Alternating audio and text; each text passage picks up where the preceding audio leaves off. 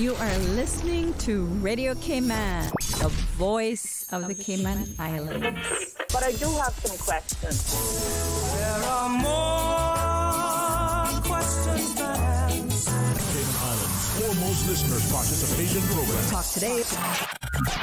What's on your mind, Cayman? If you're ready to talk, we are ready to listen. Discussing current events and local news, community spotlights, hot topics, listener stories, cultural and historical discussions, environmental issues, fun and lighthearted topics, guest interviews. Cayman, basically anything you want to talk about, we are ready to listen. Here's your guest host. Good afternoon and welcome to Talk Today. I'm your guest host, Orrett Connor. And for those of you who say, how do you do it? I do it because I enjoy what I'm doing. So I always approach it from a positive standpoint as well, simply because I enjoy what I'm doing. And I hope and trust that I'm providing some benefit to you as well. And if I am, then join me in the conversation as soon as we return. Talk Today is brought to you by Subway, open 24 hours in Countryside, Anderson Square in Georgetown, and Centennial Towers in West Bay. And by the Ministry of District Administration, explore your history, explore your land, explore your sister islands. And Cayman Airways, call them on 949-2311 to book your nonstop flights to Los Angeles and Panama. And Doctors Hospital, peace of mind is important when life happens. Doctors Hospital, always there for you. Call 949-6066. Talk Today is also brought to you by Mike's Builders. Call 923-0706. Mike Builders. They make it happen. Talk Today is reminding you to avoid any statements or comments which are abusive, derogatory, malicious, or defamatory. Do not use indecent language or make any statement that is false or misleading.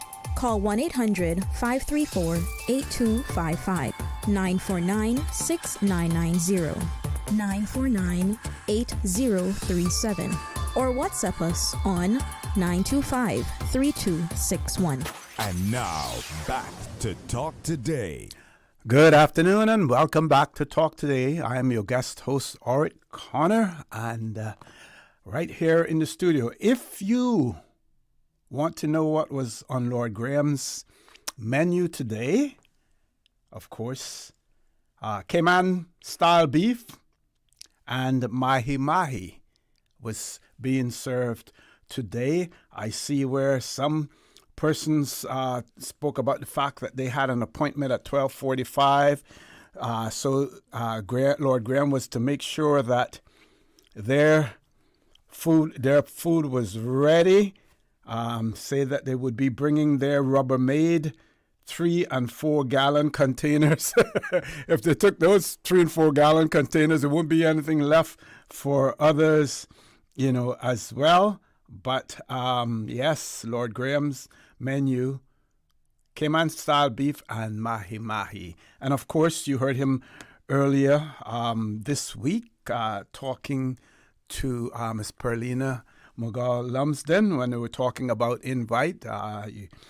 You don't need an invite, but if you're unknown, I would suggest that you go there with someone who knows Lord Graham as well. So, Cayman style beef and mahi-mahi today.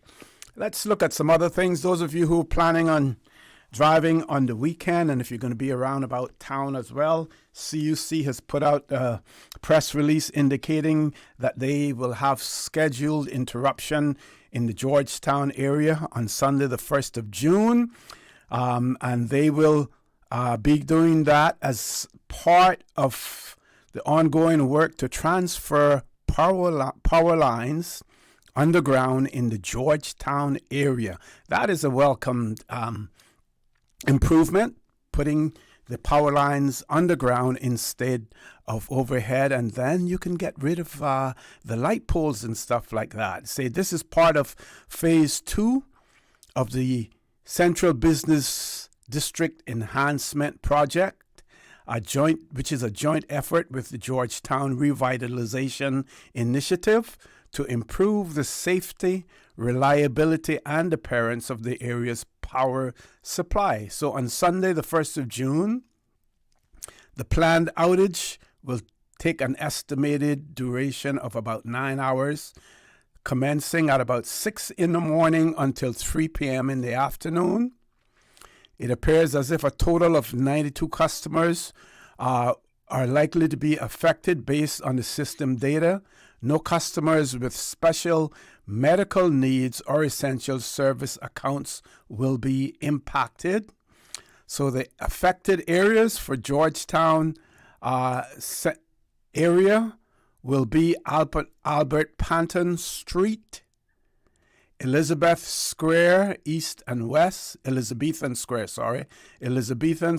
East and West, First Caribbean Bank. So if First Caribbean Bank had any employees who would be working on Sunday, this is going to affect you. Fort Street, Piccadilly, Car Park, Royal Bank of Canada Plaza, as well as Royal Plaza. They will all be affected by the outage. It says advance notice has been provided to all customers, and teams will be working diligently to minimize disruption and restore service as swiftly as possible once the transfer is complete. Teams will be on site early Sunday morning to safely carry out the work and restore power as quickly as possible. The transfer of overhead lines to underground systems helps reduce the risk of outages during storms and improve the look and safety of the Georgetown area. So the Ministry of Planning, Lands, Agriculture and Housing, they thank the public and the affected customers for their understanding and cooperation as the Georgetown Revitalization Initiative and CUC work together to improve long-term infrastructure reliability and urban resilience. Now, I know that there have been some critics of this revitalization program, and I personally feel that it will have positive results at the end of the day in terms of what people will be able to do in that area as well. Now, I know that people in the Cayman Islands, we have adopted or acquired a love for the vehicle, for cars, like the Americans did years ago as well. So we can't go anywhere now without driving. Everybody wants to drive, so they complain, oh, no place to park, cars are not allowed to go this way. You know what? Sometimes if you got out of your vehicle and you walk, that may do a lot for your health as well. Currently, you can walk around Georgetown, the area, and not have to worry about smog, not have to worry about inhaling exhaust fumes from the exhaust of vehicles and everything else. We don't have to worry about those things. Get out there and walk. If you have to go a few blocks, walk. I do it on Wednesdays. Leave my vehicle parked here at the government admin building in the parking lot. Have a meeting over on Mary Street. I take the shortcut through Elizabethan Square. Go through McDonald's. Past what used to be Fidelity Bank. And go over to Mary Street. The walk makes me feel really, really good. At first, it may have been a little bit exhausting with my backpack on my shoulder. You know, even though I ride over 100 miles every week, but walking and riding, two different experiences altogether. When I'm riding, the bicycle is absorbing my weight, taking my weight. While I'm walking, it's the legs. I have to transport my whole body, so it makes a difference. But now I do it quite comfortably. I enjoy it every day. Even when the sun is hot, I know if it's hot, then I take my time and I walk as opposed to rushing along. So, folks, don't get so tied down to your vehicles. Get out and walk sometimes. It will do wonders. It will do wonders for you if you do that. So I am one who is extremely upbeat and positive about the revitalization project. And when it is finalized, we, the people of the Cayman Islands, especially Caymanians, should make good use of it, because you know what happens? It'll be just like the beach. A lot of us don't really go to the beach a whole lot now, but we complain when other nationalities go to the beach. Same thing will happen with Georgetown, with the revitalization in the central area there. We won't use it, but if we see others using it, then we will complain as well. Have more to talk about us, what we do as well. My big question is going to be later on that I'm going to focus on as well, will have to do with the new amendments that are going to be coming about from the Ministry of Caymanian Employment and Immigration, the media release as well. And part of my question to that is going to be the whole issue of the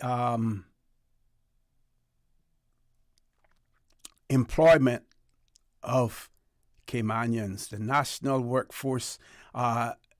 In that release says that expected changes will include the creation of a national workforce database and national workforce plan, as well as changes to work permits. So as far as those workforce plans are concerned, my question is going to be, here in the Cayman Islands, we have issues in relation to Caymanians being employed and being employed in those areas that they feel that they're qualified to be employed in. If you get an opportunity, if you get a chance, go on the Turks and Caicos Islands website. It's called Turks and Caicos Weekly News. And we see in today's publication, one of the headlines, Islanders' first policy takes center stage. Millions to be invested in labor system to prioritize local employment. So my question is, why is it that at this stage in our development, at this stage in the Turks and Caicos Islands development, that we still have to prioritize native employment? Why is it that we have to do that? We cannot blame the mother country for that. We can't blame the governor for that. And why can't we? Because local immigration issues have always been devolved, has been the preserve of the elected officials. So my question is, where did we fall down on this? How long have we fallen down on this that we have reached the point now where we have to take corrective measures to correct a situation that obviously we created for ourselves? With that, we're going to take a commercial break. Please stay tuned. Talk Today will be back shortly, and I invite you to call in and comment on that as well. Please stay tuned.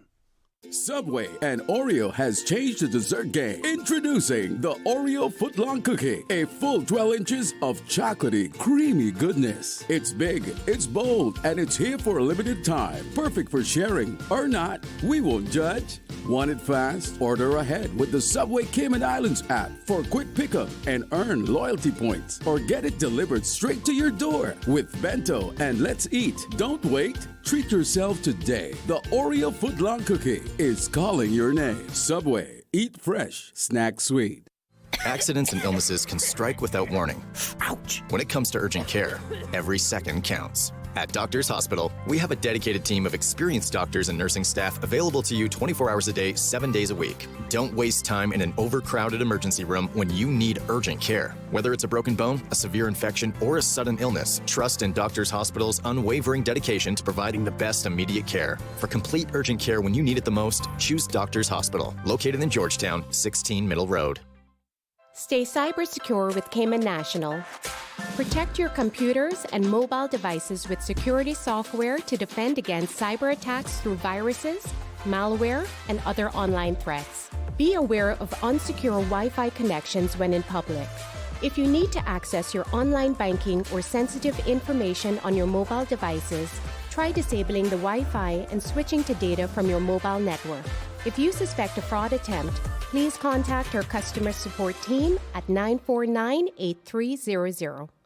The best foundation you can wear is glowing, healthy skin. The offices of dermatologist Dr. Wayne Porter specialize in enhancing your skin's well-being. Whether you're seeking advanced skincare, including any skin cancers, Botox, filler, cosmetic skin enhancements, or simply looking to reduce wrinkles, Dr. Porter offers a full-service dermatology and dermatological surgery practice. For more information, email drportercayman@gmail.com or call 946-9020.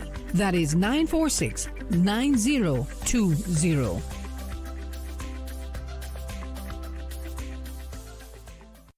Water Authority Cayman advises the public of a planned traffic disruption on a section of Crew Road scheduled for Sunday 1st June between 6 a.m. and 12 p.m. During this time, eastbound traffic on Crew Road will be reduced to a single lane starting at the CUC roundabout and extending approximately 600 feet. The Water Authority appreciates the public's patience and understanding and apologizes for any inconvenience this may cause. Radio Cayman's Talk Today.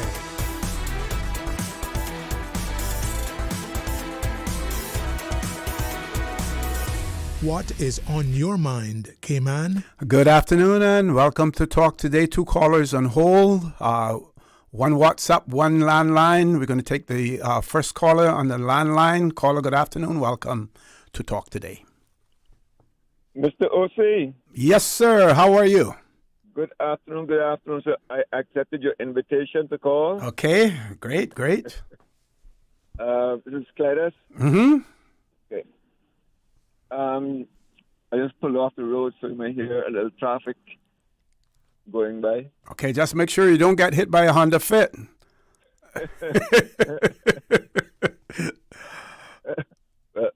I'm in a Sanyong, so... okay. A couple of things. I'll try to make it short because there's another call also. Okay. When the revitalization plan, not because I prepared it, and I don't expect for the government to actually accept every proposal that I made. I don't think that the public will do it.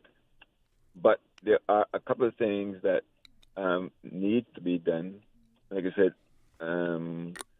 putting those lines on the ground will definitely make a huge difference, especially in times of inclement weather. If those businesses can remain open after the hurricane has come and gone, then that makes life a whole lot better for all of us. As well as visually, it's great also. But one thing is that some connecting roads, if we don't start working on that and preserve those corridors now. Again, not necessarily those that I propose, but some other people may have other ideas. But some connecting road need to be done ASAP. I'll give you an example. If you look at the little small roundabout there, but right behind, next to Royal Bank. Mm-hmm. Gordon Avenue area, yeah. Right. Between that now and the CNB roundabout, between that road and Elgin Avenue, between Elgin Avenue then and Shedden Road, there are no connecting roads, except there at Cricket Square, which really isn't a road. I mean, that's a parking lot. Yeah. But you can get from one to the next. Mm-hmm. But other than that, there's no connecting road. So what you end up with is a lot of traffic at those 2 points, which that becomes a choke point. Mm-hmm. So we need more options for people to get around, whether they're walking, riding, driving, and those connecting roads. To do it. I mean, like you said, when you take those shortcuts, yeah, with your walk. Right. So, yes, it will cause some disruptions. Now, what's happened there sort of in central downtown, where that took so long, I don't have the faintest idea. But that's an issue for government and the contractor. And maybe the Auditor General take a look into it as well. Or the Ombudsman. Possibly. Okay, that next thing, the National Workforce Plan. Oh, that is so long overdue. I'm sure you were in the service in the mid-'80s, I think it was, early to mid-'80s. We had someone working, I think it was then called the Personnel Department. He had did what we call a manpower survey. As I think it was the plan saying like what kind of jobs would be available in years to come. Do you recall that? Yes. Okay. And nothing had been done since. Yep. That's in the 80s. Almost 50 years ago. I mean, successive governments, I don't know. But to me, that's welcome and long overdue. Yep. And hopefully we get it right this time. Yeah. Because we know where the problems are.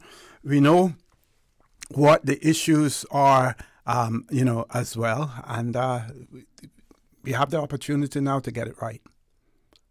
Tie in all, to make sure that we connect all of the dots. Correct.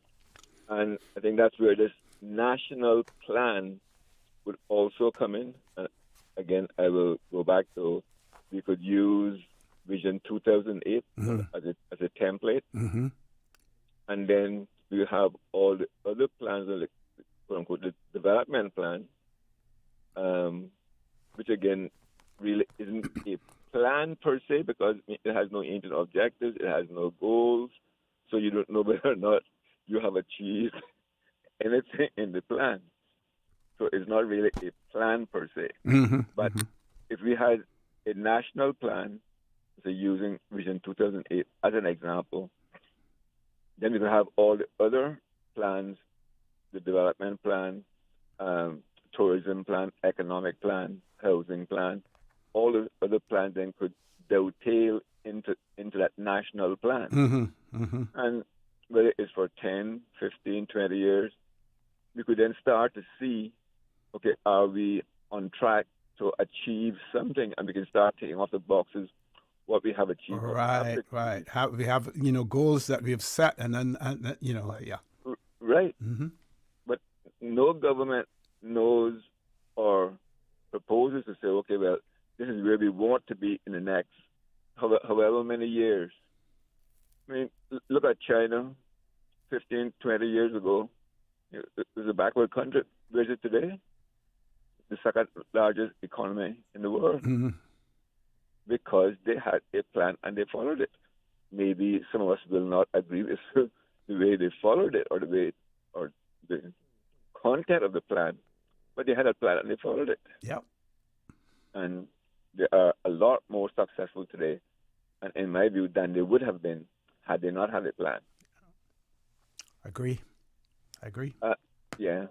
Since you got some call on hold, I will just hang up now, sir, and wish you and all the listeners, wish everybody a happy and safe weekend. Thank you very much. And continue to listen. And if I push another button, feel free to call back as well. Thank you. Sir. Thank you very much. Let's go to the WhatsApp caller.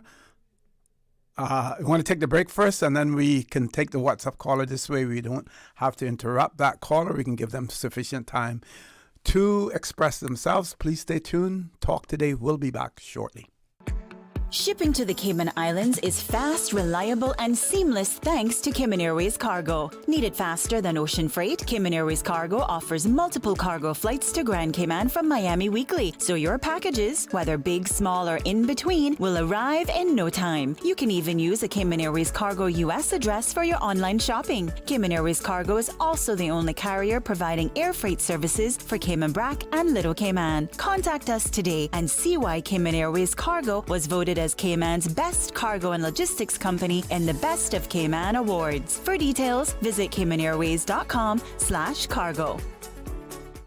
Did you know that Doctors Hospital provides urgent care services 24 hours a day, 7 days a week? And Doctors Hospital's urgent care physicians have access to the most advanced MRI and CT imaging in the Caribbean, providing reliable diagnostics when you need it most. When you need quality urgent care for an illness or injury, Doctors Hospital is here for you 24/7. Whether it's a migraine, chest or abdominal pain, shortness of breath, broken bones, or another urgent need, Doctors Hospital at the top of Walker's Road. Urgent care right now. Stay cyber secure with Cayman National. Here are a few tips that will benefit you. Ensure to log out completely when you finish any online banking activities. Be aware of phishing attempts and only click links from trusted sources that are sent from your device through emails and messages. Remember, Cayman National will never ask you for your credentials. If you suspect a fraud attempt or that your account has been compromised, please immediately contact our customer support team at 949-8300. Looking for fresh, healthy food that's full of flavor? Then you've got to visit Kirk Market. Our dishes are made with fresh, high-quality ingredients. Enjoy vibrant mixed greens or satisfying pasta salads. Or try one of our delicious grill options like blackened chicken, spicy beef steak, or grilled salmon. Looking for something light and flavorful? We've got sushi rolls and poke bowls prepared daily. And don't forget to explore a hot bar or Billy Fresh salad at the salad bar. Stop by Kirk Market today for breakfast, lunch, or dinner and taste the difference. Eat well, live well with Kirk Market.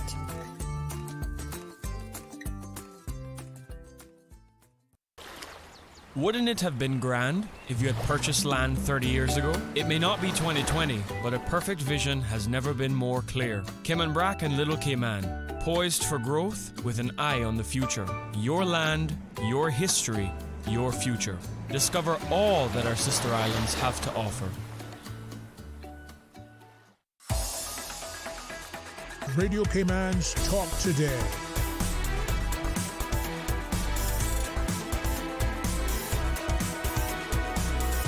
What is on your mind, Cayman? Good afternoon and welcome back to Talk Today. We're going to the WhatsApp caller. I want to say thank you very much, caller, for being so patient. Good afternoon. Welcome to Talk Today. Good afternoon, my old boss. Good afternoon. Good to hear your voice. How are you? I'm not doing bad, sir. Good. Following up on the previous caller, I just want to add this footnote into what he was saying, and that is that, yes, we now have an opportunity to link all of the plans, because we have plans that are sitting on desk, like he said, for even Vision 2008 that has never been implemented. But one of the reasons that we have so much of this fragmentation is because we don't put it that when a major project has been started and we now say with this plan, this government here brings all of those old plans, looks at them, dovetails them, merges them where they can be and start it, then we need to make sure that that is a continuum, regardless of whether or not these 19 are now voted in again the coming 4 years. That is where I think that we fail and why we now have this colossal mess on our hands. Well, we would have to find some ingenious way of doing that, though, because you always hear the saying that one government can't tie the hands of another government as well. So we would have to have some clauses in certain things that prevents the government from sort of like deviating from what has been started. Yeah. Exactly. Because after all, I mean, we have spent, and a lot of people, and I say this without any hesitation, you hear let government. And I'm thinking like, let government? Do you know where government gets its money in the treasury? It gets its money from the work permits fees. The work permits are sold, your driver's license, your vehicle inspection, your CUC bill, your water bill, the clothes and food and everything else. That is how government gets the money. It is our money. It is our money. And we must demand that these 19 understand that when they get to the table now and they are putting together a 15-year plan, well, then they need to ensure, and many of them are attorneys at law, so they really don't need anybody else to come in. But if they do, then they bring in some other experienced person to guide them to ensure that the successive government does not deviate from that plan. Yep. And then going on to why we have so many work permits and the cry, I am just boggled. I'm just boggled how we have paid members of parliament, the members without a ministry, they make at the minimum almost $400 a day. Because all you have to do is just look at the salary divided by 4, divided by 7, and then you got it. It doesn't take any accountant to figure that out. Just common sense will teach you how to work that out, what they get paid per day. And when I've been home now for a couple of weeks, and I'm gonna be honest here, I could just about scream.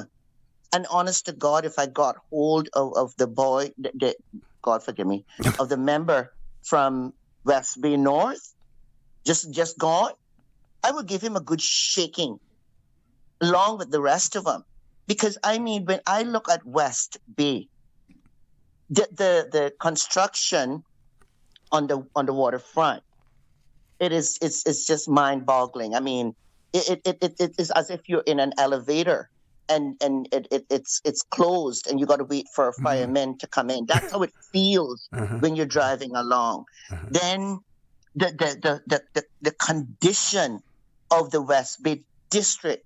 I grew up here in West Bay. I'm born and bred down in West Bay.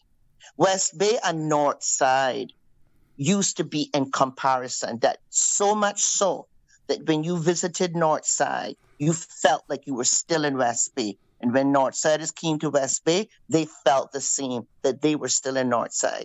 And I drive around, and I've gone around my district because I am really sitting and watching, and I'm going to be very vocal to the 4 that is now for West Bay. As a matter of fact, the whole 19, but in particular West Bay, that they are not going to be able to continue what the ones before did. No. We've got so much need in West Bay. And as part of it starts with illegal operating mechanical garages. Mm-hmm. And I say that without hesitation, and I'm going to say it right now.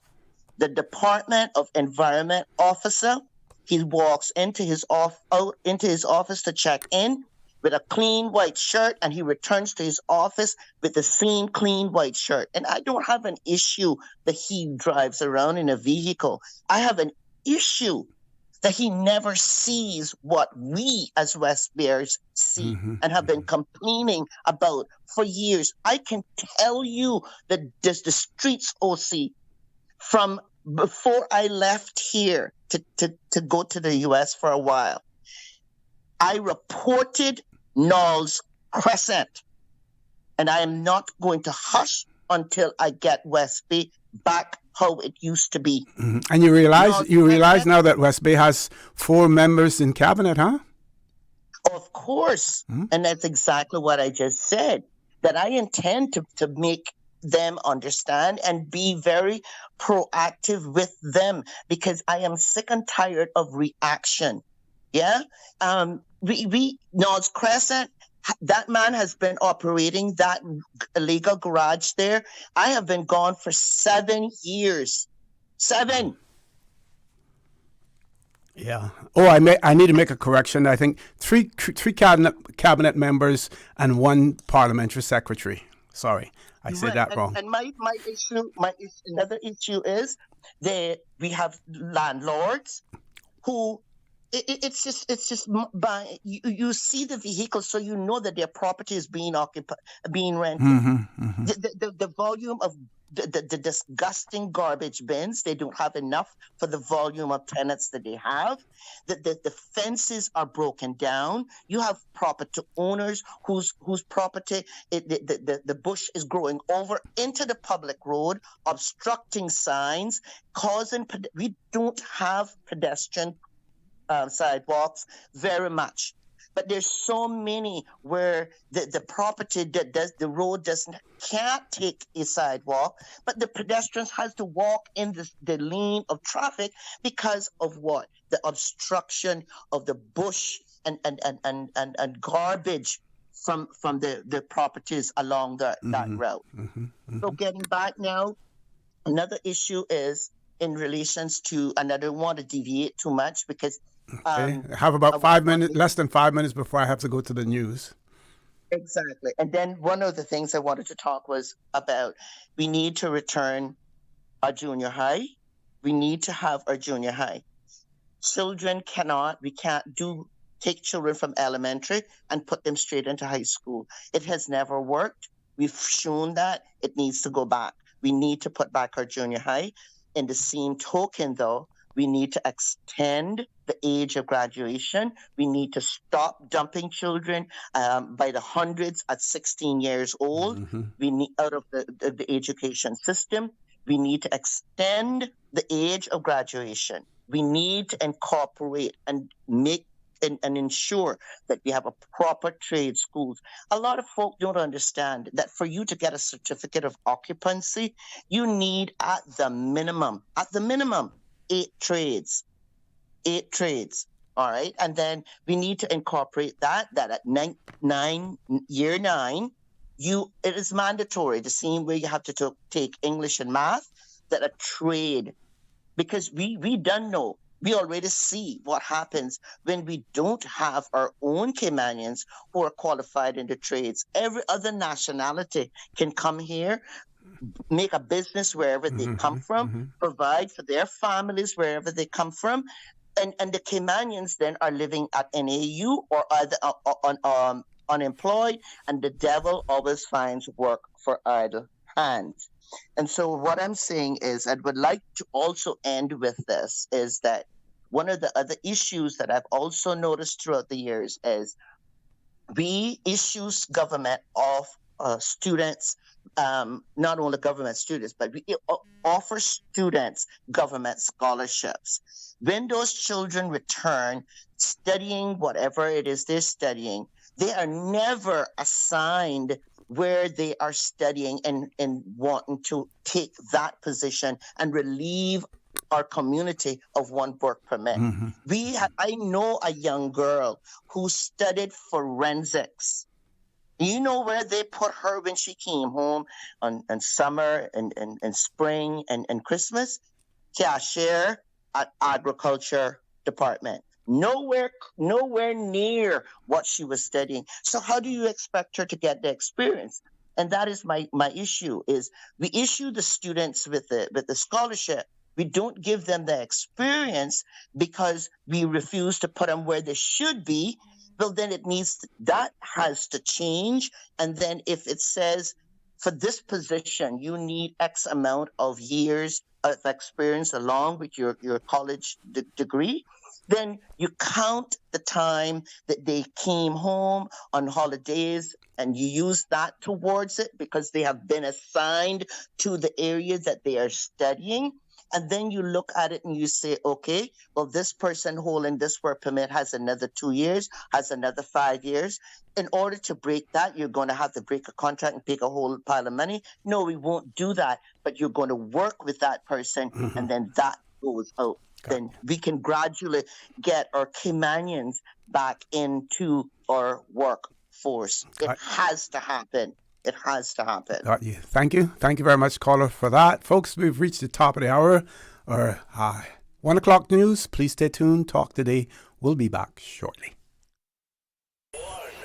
Radio station. Radio Cayman is the voice of the Cayman Islands. We bring the sacrifice of praise to the house of the Lord. Radio Cayman, this is how we wake you up in the morning. Praise time on Radio Cayman. Sing your praise to the Lord. Come on, everybody, stand up and sing one more. Hallelujah, give your praise to the Lord. We are united in Jesus Christ. We are the soldiers of the land. Praise time. Weekday mornings from 6 until 6:30. There's a meeting up in heaven. Roll call. It's your name in the Lamb's Book of Life. Roll call, brother, sister. Roll call. If you don't stop shouting, if you don't stop dancing, we're going to put you out of our church. Praise time. Jesus in the morning, yeah. Weekday mornings from 6 until 6:30. Your song flows through my lips. Your work moves through my hands. Your thoughts stay on my mind. Live in me. Radio Cayman, maintaining the innovation. On a daily basis, making it easy to connect with you, our listeners. Add us to WhatsApp today, 925-3261. That's 925-3261. Radio Cayman. Send a text or voice note. Message us at 925-3261 on WhatsApp today and get active with Radio Cayman. Radio Cayman, the voice of the Cayman Islands. Radio Cayman, maintaining the innovation. From Radio Cayman's newsroom, this is Headlines. Local, regional, international news. The headline news is brought to you by Kirk Market and Health Services Authority.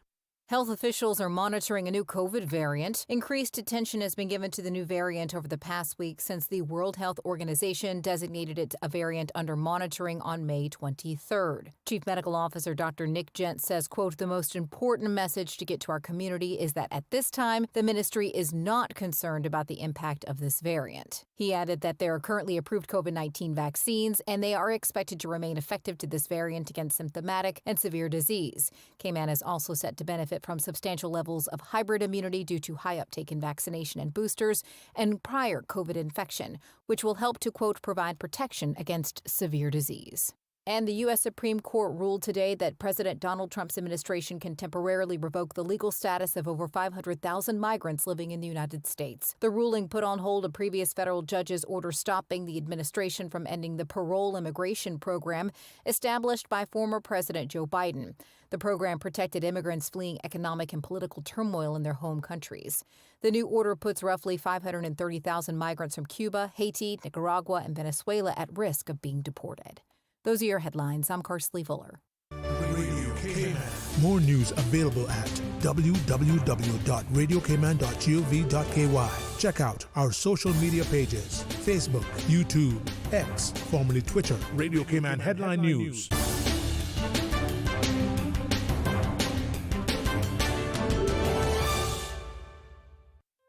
Looking for fresh, healthy food that's full of flavor? Then you've got to visit Kirk Market. Our dishes are made with fresh, high-quality ingredients. Enjoy vibrant mixed greens or satisfying pasta salads. Or try one of our delicious grill options like blackened chicken, spicy beef steak, or grilled salmon. Looking for something light and flavorful? We've got sushi rolls and poke bowls prepared daily. And don't forget to explore a hot bar or Billy Fresh salad at the salad bar. Stop by Kirk Market today for breakfast, lunch, or dinner and taste the difference. Eat well, live well with Kirk Market. Do you have a healthcare question but not sure who to ask? Contact HSA's Patient Call Center to speak to one of our experienced clinical team members. We are here to answer your questions and help guide you through your healthcare journey. Need to make an appointment? Our team can help. Contact HSA at 949-8600 or email info@hsa.ky. At HSA, we are committed to caring for you. Radio Cayman is pleased to feature this special Sister Islands historical vignette brought to you by the Ministry of District Administration and Lands. Explore your history, explore your land, explore your Sister Islands. Radio Cayman's Talk Today.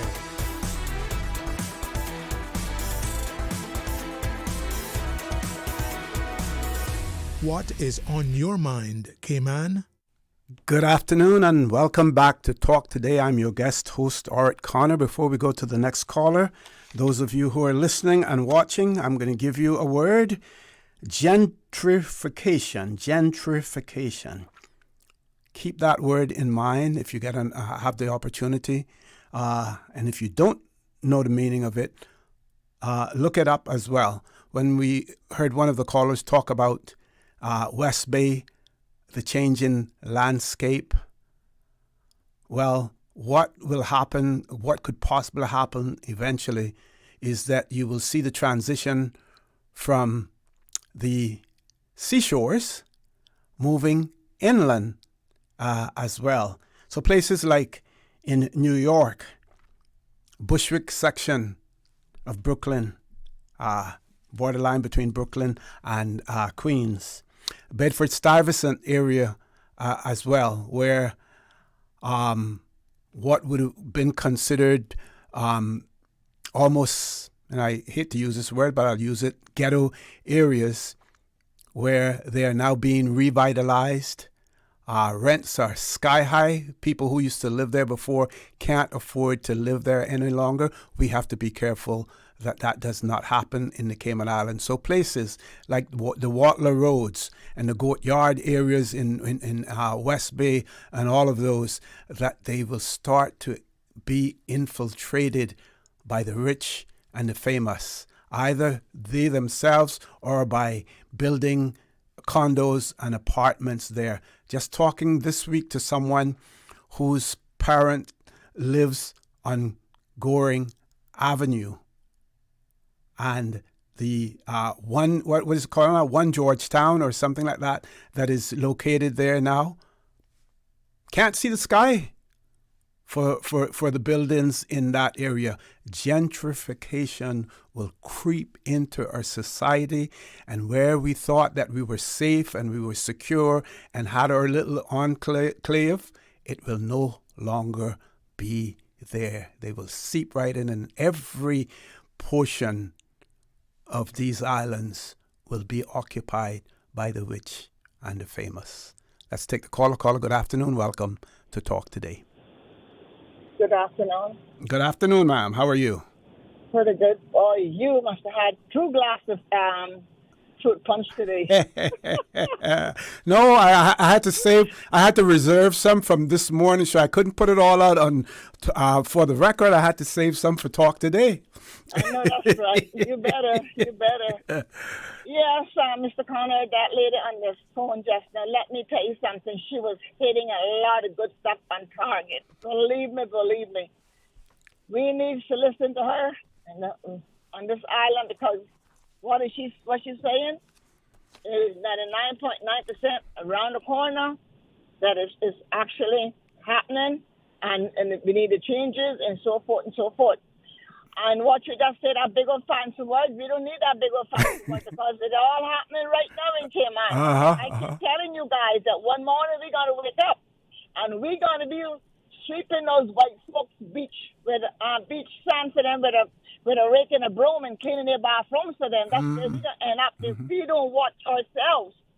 And when she talk about that white shirt, let me tell you something. She ain't lying. And I have experienced that white shirt.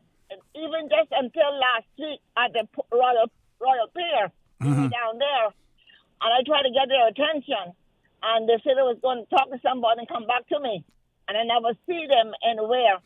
But some of these places that you go to get food, I can tell you a gas station right now, the vent, look, they haven't been changed in that place for the longest thing, and there are serving food inside there, and I think it's up like 24/7. I don't know what we were coming, but I tell you one thing: if we ever break out with an infection, some sort of disease on this island, I bet you we gotta consider once and for all what the heck we are doing and fumigating this Cayman Islands with what we are fumigating with, and it needs to stop. I don't know what God they gotta wake up. And I put no heart on none of them no more. I never hardly did. But we just got to wait now and see what's going to play out, Kool-Aid or ginger beer or old Cayman lemonade. I don't know.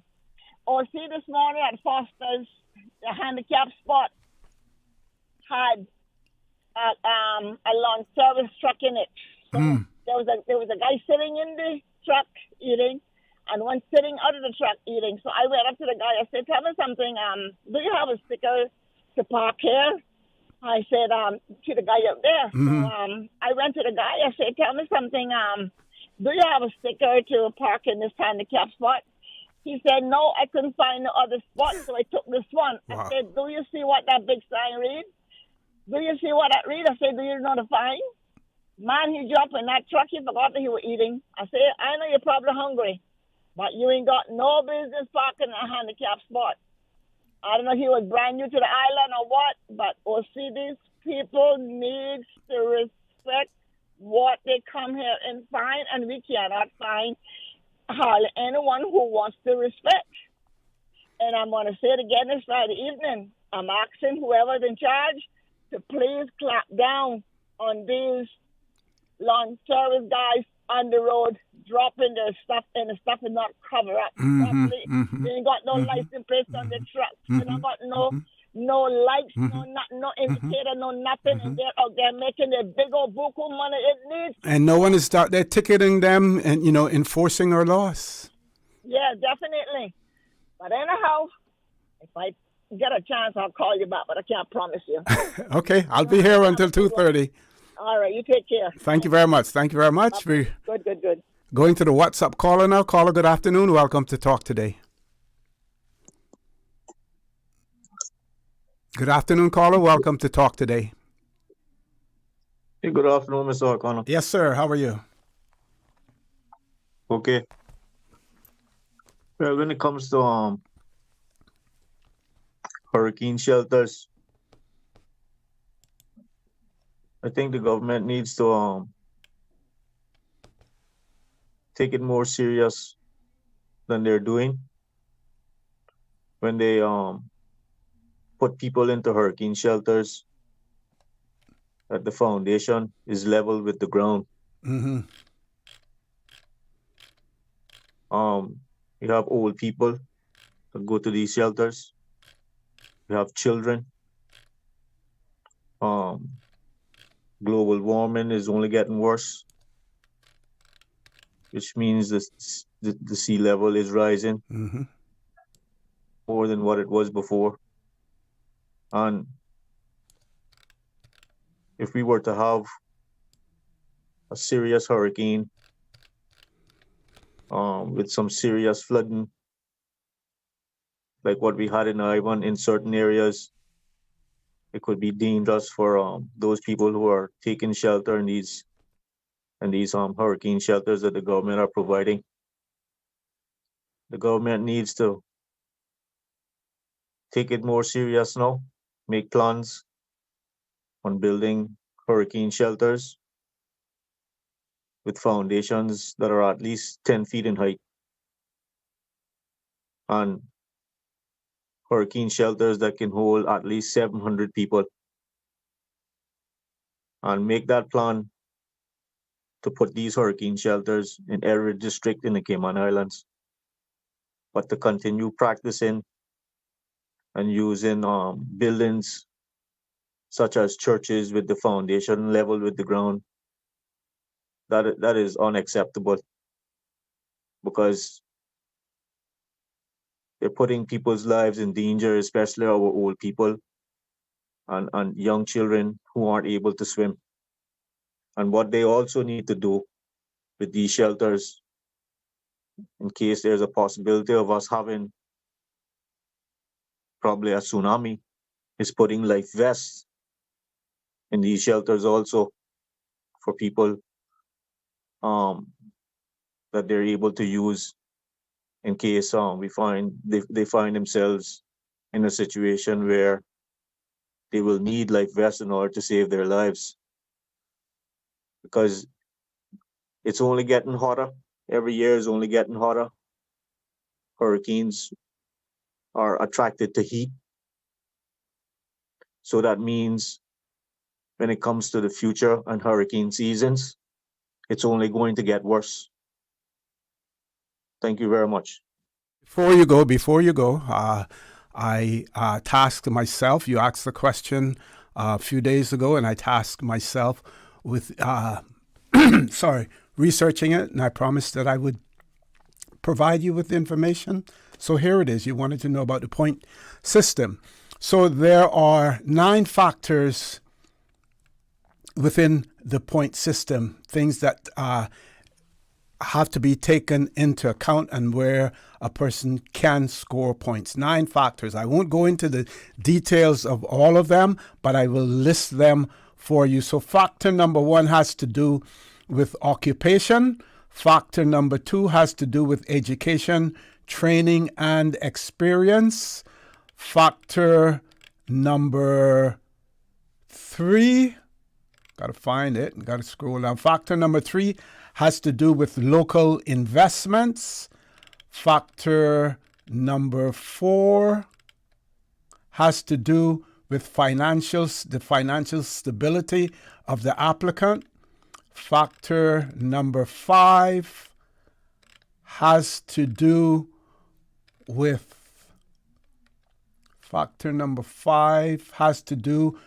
community-minded integration into the Caymanian community. Factor number 6 has to do with the scoring on the history and culture test. Factor number 7 has to do with whether or not the person possesses close Caymanian connections.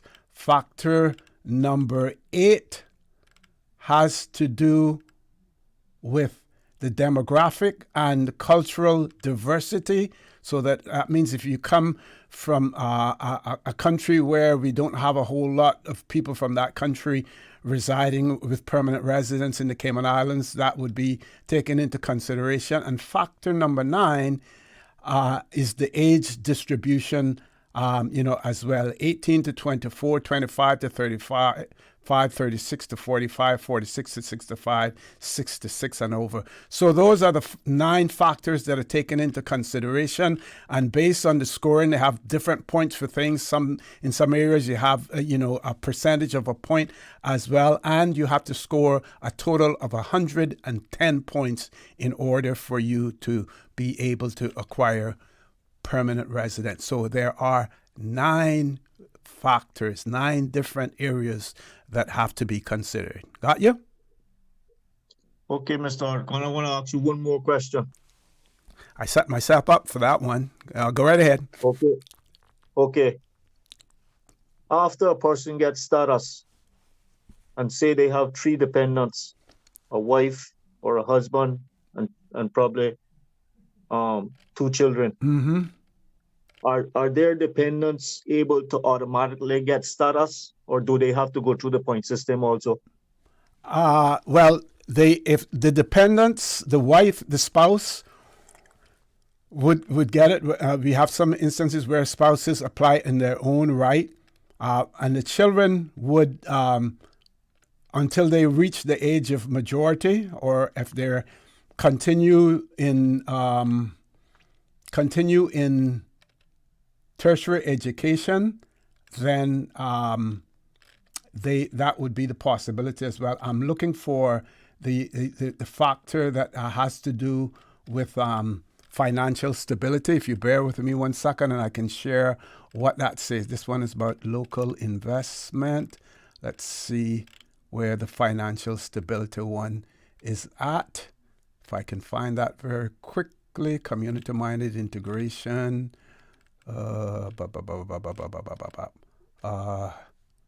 Factor, history and culture tests.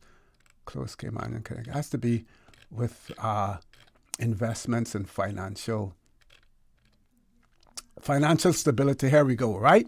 So under that factor, the person there has to be evidence of cash and savings held locally.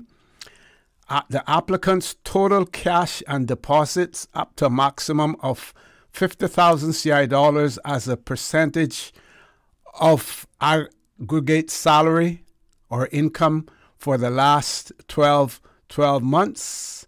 Evidence of salary and income.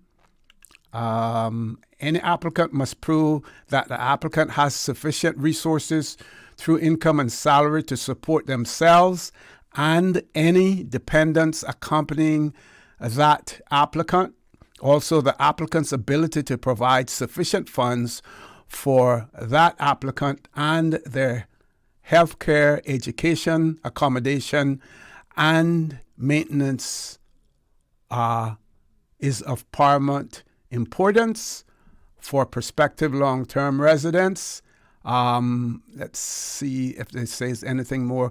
Yeah, it says here, when determining the income bracket into which the applicant falls, that applicant's gross income minus an amount for each dependent child shall be used.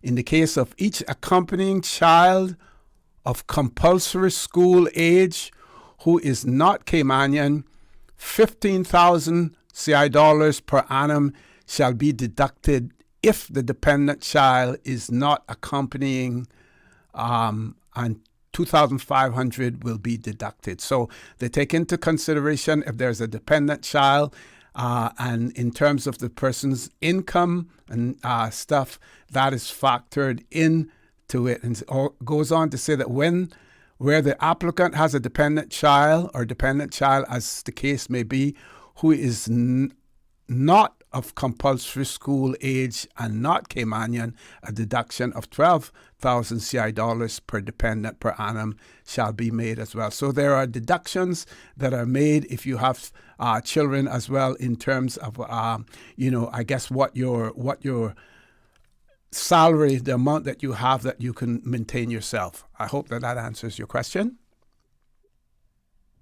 Okay, thank you very much, Mr. Orrett Connor. You're most welcome. You're most welcome. Susan, I believe there may be a WhatsApp caller as well. Or let's go. No one there. Okay. This question came in early, and I need to give the person credit for it, because when I invited people to comment, this one came in at 12:35, almost an hour ago. Wow, OC. This person says, hello. You asked why we struggle with prioritizing local employment. I think it is because we have had systemic corruption and nepotism, a reluctance to implement change because either politicians have businesses that would be affected, or the lobbyists are deep in their pockets. Why else would it be taking this long? Very good observation, We have two callers. We're going to the WhatsApp caller first. Caller, good afternoon. Welcome to Talk Today. Yeah, good afternoon, Mr. Orrett. Hey, good afternoon. How are you? I'm good, and you? I'm fine, thank you. Yeah. I heard you was mentioning gentrification, in Cayman. Mm-hmm. I don't know if you had a subject on that when you was mentioning it, but I had just tuned in.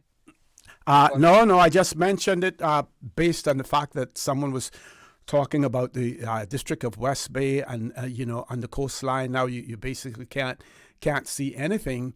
So naturally after that is going to be, once they have reached the height of buildings that can be constructed in those areas, where they're going to move after that. They're going to move to the hinterland. They're going to move inland. Yeah, well, let's hear it from the people in the forecast, right? I also live in West Bay. That's my place. I love it.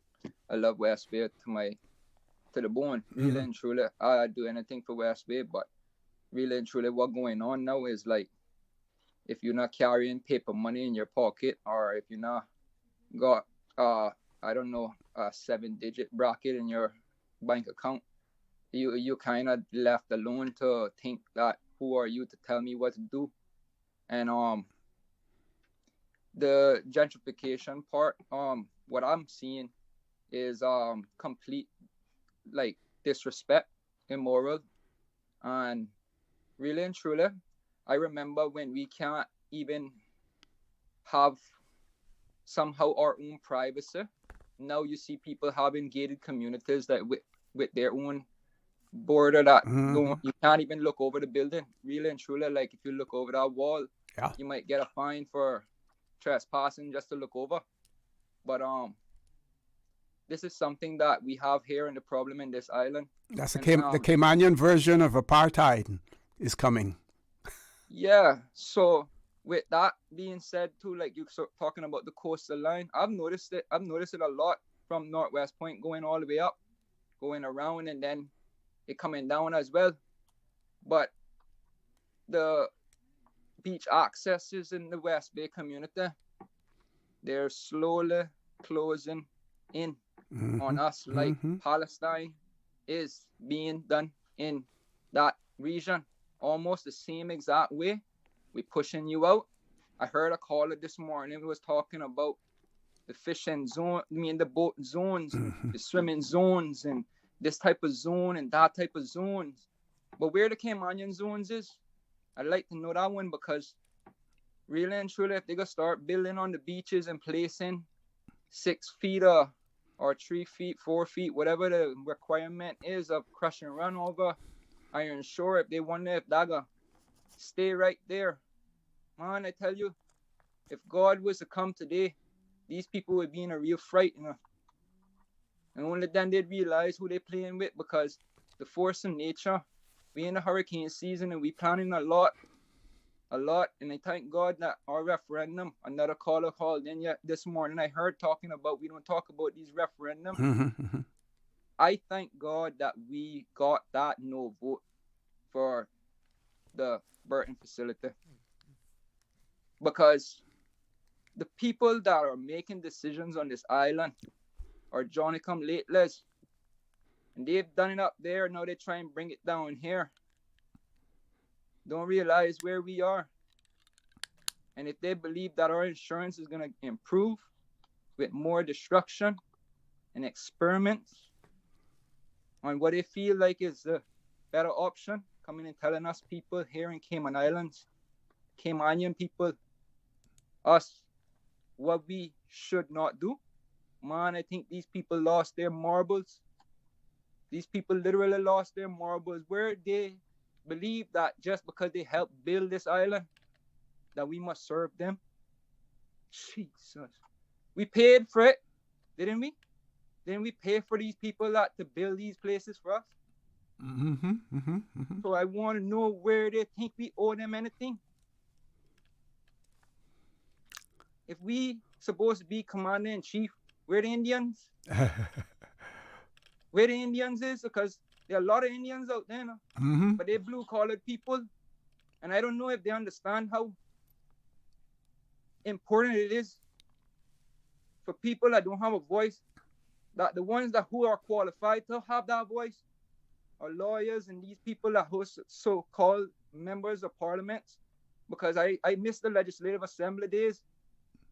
We need people that believe in God, the one and only one. No religion, enough. God. Yeah, I hope I have some people that are listening today and just understand what I'm talking about for a split second, because gentrification is one thing that is. I mean, people look at it and they say, I don't know what it means. I don't care. And then it happened to them and they don't understand. When we tell them, okay, I told you so, they could be like, but why you don't want to talk about it? All right. Yes, sir. I hope that they have people out here in Cayman listening, man. I'm talking about my big time people, the lawyers and things like that, just listening in, because I'm not no lawyer, but sir, I wish I was. Not too late. It's not too late, not too late. Anyway, thank you. Thank you very much, caller, for that. We have to go to a commercial break now. Folks, please stay tuned. Talk today. We'll be back shortly. Radio Cayman is pleased to feature this special Sister Islands historical vignette brought to you by the Ministry of District Administration and Lands. Explore your history, explore your land, explore your Sister Islands. The Spelman McLaughlin home, a historic residence in Creek, Cayman Brac, stands atop a small hill along Creek Road. Constructed from 1926 to 1930 under the meticulous supervision of Spelman McLaughlin. The home was built using timber from Mobile, Alabama, and Pensacola, Florida, and features unique architectural elements such as a 3-gable roof and full-section log posts. The home, designed with 8 exterior rooms around a central dining room, was a refuge during the devastating 1932 hurricane, sheltering 130 people and remaining largely intact despite the storm's destruction. Today, the home, which received the Award of Distinction for the Preservation of Historic Places in 1999, has been restored by Dan and Lisa Scott, who replaced the zinc roof with original cedar shingles, preserving its historic charm. Radio Cayman is pleased to feature this special Sister Islands historical vignette brought to you by the Ministry of District Administration and Lands. Explore your history, explore your land, explore your Sister Islands. Explore your history, explore your land, explore your Sister Islands, the ultimate staycation experience. Your culture, your freedom, the land that time forgot isn't gone. It's your Sister Islands. Discover all that our Sister Islands have to offer. Shipping to the Cayman Islands is fast, reliable, and seamless thanks to Cayman Airways Cargo. Need it faster than ocean freight? Cayman Airways Cargo offers multiple cargo flights to Grand Cayman from Miami weekly, so your packages, whether big, small, or in between, will arrive in no time. You can even use a Cayman Airways Cargo US address for your online shopping. Cayman Airways Cargo is also the only carrier providing air freight services for Cayman Brac and Little Cayman. Contact us today and see why Cayman Airways Cargo was voted as Cayman's best cargo and logistics company in the Best of Cayman Awards. For details, visit CaymanAirways.com/cargo. Accidents and illnesses can strike without warning. Ouch! When it comes to urgent care, every second counts. At Doctors Hospital, we have a dedicated team of experienced doctors and nursing staff available to you 24 hours a day, 7 days a week. Don't waste time in an overcrowded emergency room when you need urgent care. Whether it's a broken bone, a severe infection, or a sudden illness, trust in Doctors Hospital's unwavering dedication to providing the best immediate care. For complete urgent care when you need it the most, choose Doctors Hospital, located in Georgetown, 16 Middle Road. Now, more than ever, supporting your immune system is crucial to helping your body fight off illnesses like the common cold, the flu, and COVID-19. At Valley Med Pharmacy on Walkers Road and in Buttontown, we carry all the essential vitamins and minerals to help support your immune system and improve your overall health. Some of our top immunity support picks are vitamin C, vitamin D, zinc, elderberry, and quercetin are the popular 7-in-1 immunity support.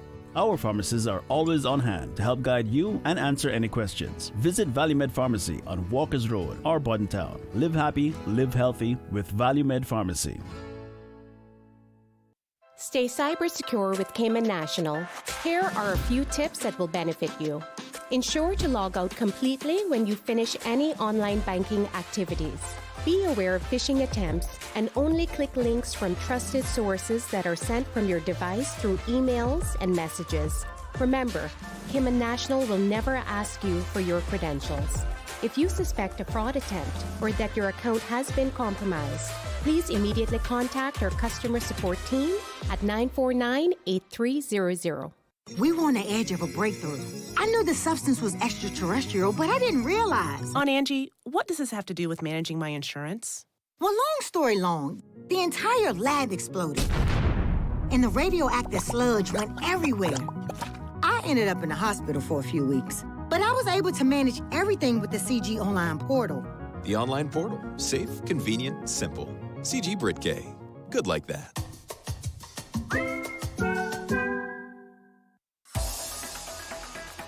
Radio Cayman's Talk Today.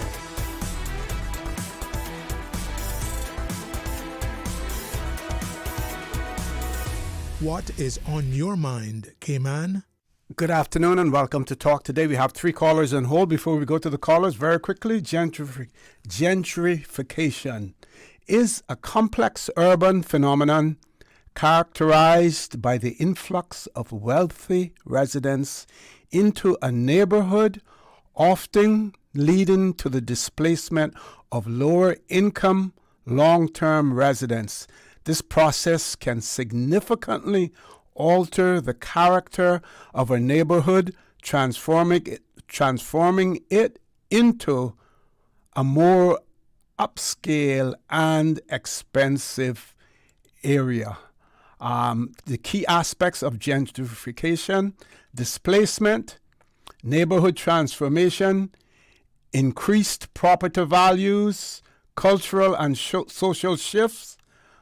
Some of the causes of gentrification: urban renewal and redevelopment, economic growth and job creation, changing demographic trends, lack of affordable housing. Folks, Cayman Islands possesses all of the ingredients for a gentrification cake to be baked and eaten as well. Let's go to the phone lines. Which caller first, Miss Susan?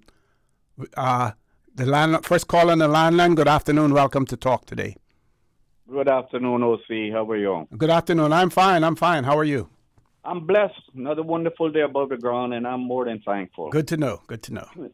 Anyway, OC, I was listening to the news a couple of days ago, and I heard where this Indian gentleman who permit was terminated or whatever, and anyway, he's overstayed. Mm-hmm. And they caught him and locked him up, and now they give him, I think, 4 months in prison. Mm-hmm. When you and your other crew, I can't call their names, were in the immigration, mm-hmm. I don't want to call their name because I don't want to get myself in trouble.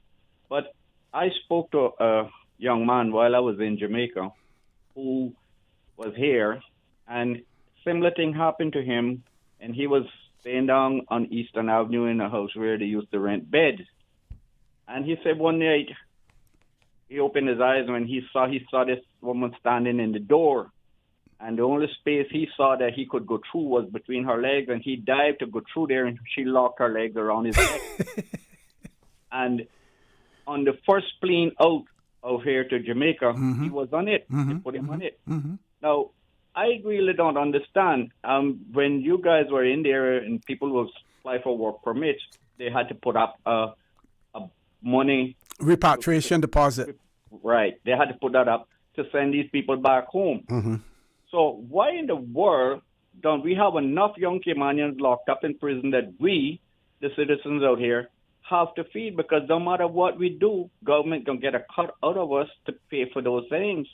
And why put him in prison for 4 months when you guys used to catch them and send them on the first plea out? Why did they put him on the first plea out of here? Well, because he ended up in the court system, and the judge decided to do that. Now, one of the other options, I would imagine, that Customs and Border Control or work, whomever it was that did this, would have been not to take the person to court, not to prosecute at all, and what would be in the U.S. considered to be like voluntary deportation or voluntary departure. But maybe because his overstaying was so egregious that, and for such a long period of time, that they felt it necessary to formally take the person to court. Now, the question that we have to ask now is that when he is released from prison, who will be paying to repatriate him? Will it be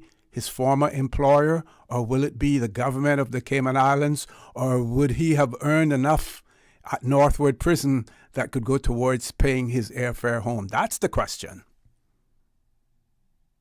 What the answer to that gonna be? We gonna be the one who pay for it. More than likely. That repatriation fee put down from his first permit to cover that. But you do know that the government still collects a repatriation fee for every work permit that has been issued, right?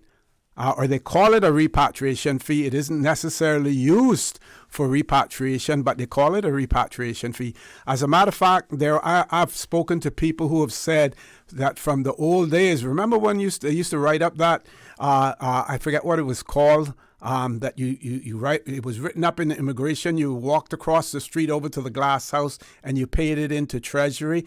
There are still employers who are waiting for their deposits back from government that they paid in, that legally they were supposed to get back, that they haven't gotten back. And of course, that old manual system is no longer in place. So even if they tried to recoup it now, government probably wouldn't even know where to find it, because those days that repatriation fee was mixed in with the general revenue of the Cayman Islands. There wasn't a segregated account to hold those repatriation fees as well, but government still collects one. But and that's something that I said this morning on an earlier show, that government needs to put something in place that not only do employers have to report, are required legally to report when a person is no longer working with them, but they also have to indicate when that person will be leaving and what arrangements they have made for the person to leave the jurisdiction. See, the thing in it is, OC, that it is so much slack. I still say, and I will always say this, when somebody is employed to you and they terminate their employment, they should go home right away. They should not be given granted time to look around for another work permit. You know, Well, usually the time that is given is for them to finalize their affairs. That's what is really given for, not for them to look for another work permit. They may choose to do that during that period. But let's say, for instance, if you've been living here and working here for 4, 5, 6 years, and the Customs and Border Control gives you 14 days to wind up your affairs and leave. That's really the purpose of it. Yeah, well, it shouldn't be more than 14 days, but you got them getting all a whole month. Mm-hmm. I know this for a fact because there's somebody that I am acquainted with that this is how they had someone employed to them, and the person resigned and was here for over 1 month. And could be a variety of reasons why they may have been given that time. I won't speculate as to why, because I don't know exactly why. Okay. Well, I really feel that it should be like how it used to be when you guys were in there. Okay. That lady, I know the lady very well. You know, I know her name and everything, but I wouldn't call it. But she was tough. She was serious. I mean, 2:00 in the morning, she grabbed this guy. You know. Mm-hmm. But we are held to higher standards now than we were in the 80s and the 90s in terms of legislation and human rights and Bill of Rights and everything else. I'm going to ask you to leave me there, though, so that we can grab another caller. We will. Thank you. Thank you very much, caller. Ms. Susan, should we take the break first? Yeah, we take the break, and when we come back, we still have our other callers on hold. Please stay tuned. Talk Today. We'll be back shortly. Did you know that Doctors Hospital provides urgent care services 24 hours a day, 7 days a week? And Doctors Hospital's urgent care physicians have access to the most advanced MRI and CT imaging in the Caribbean, providing reliable diagnostics when you need it most. When you need quality urgent care for an illness or injury, Doctors Hospital is here for you 24/7. Whether it's a migraine, chest or abdominal pain, shortness of breath, broken bones, or another urgent need, Doctors Hospital at the top of Walker's Road. Urgent care right now. Hungry?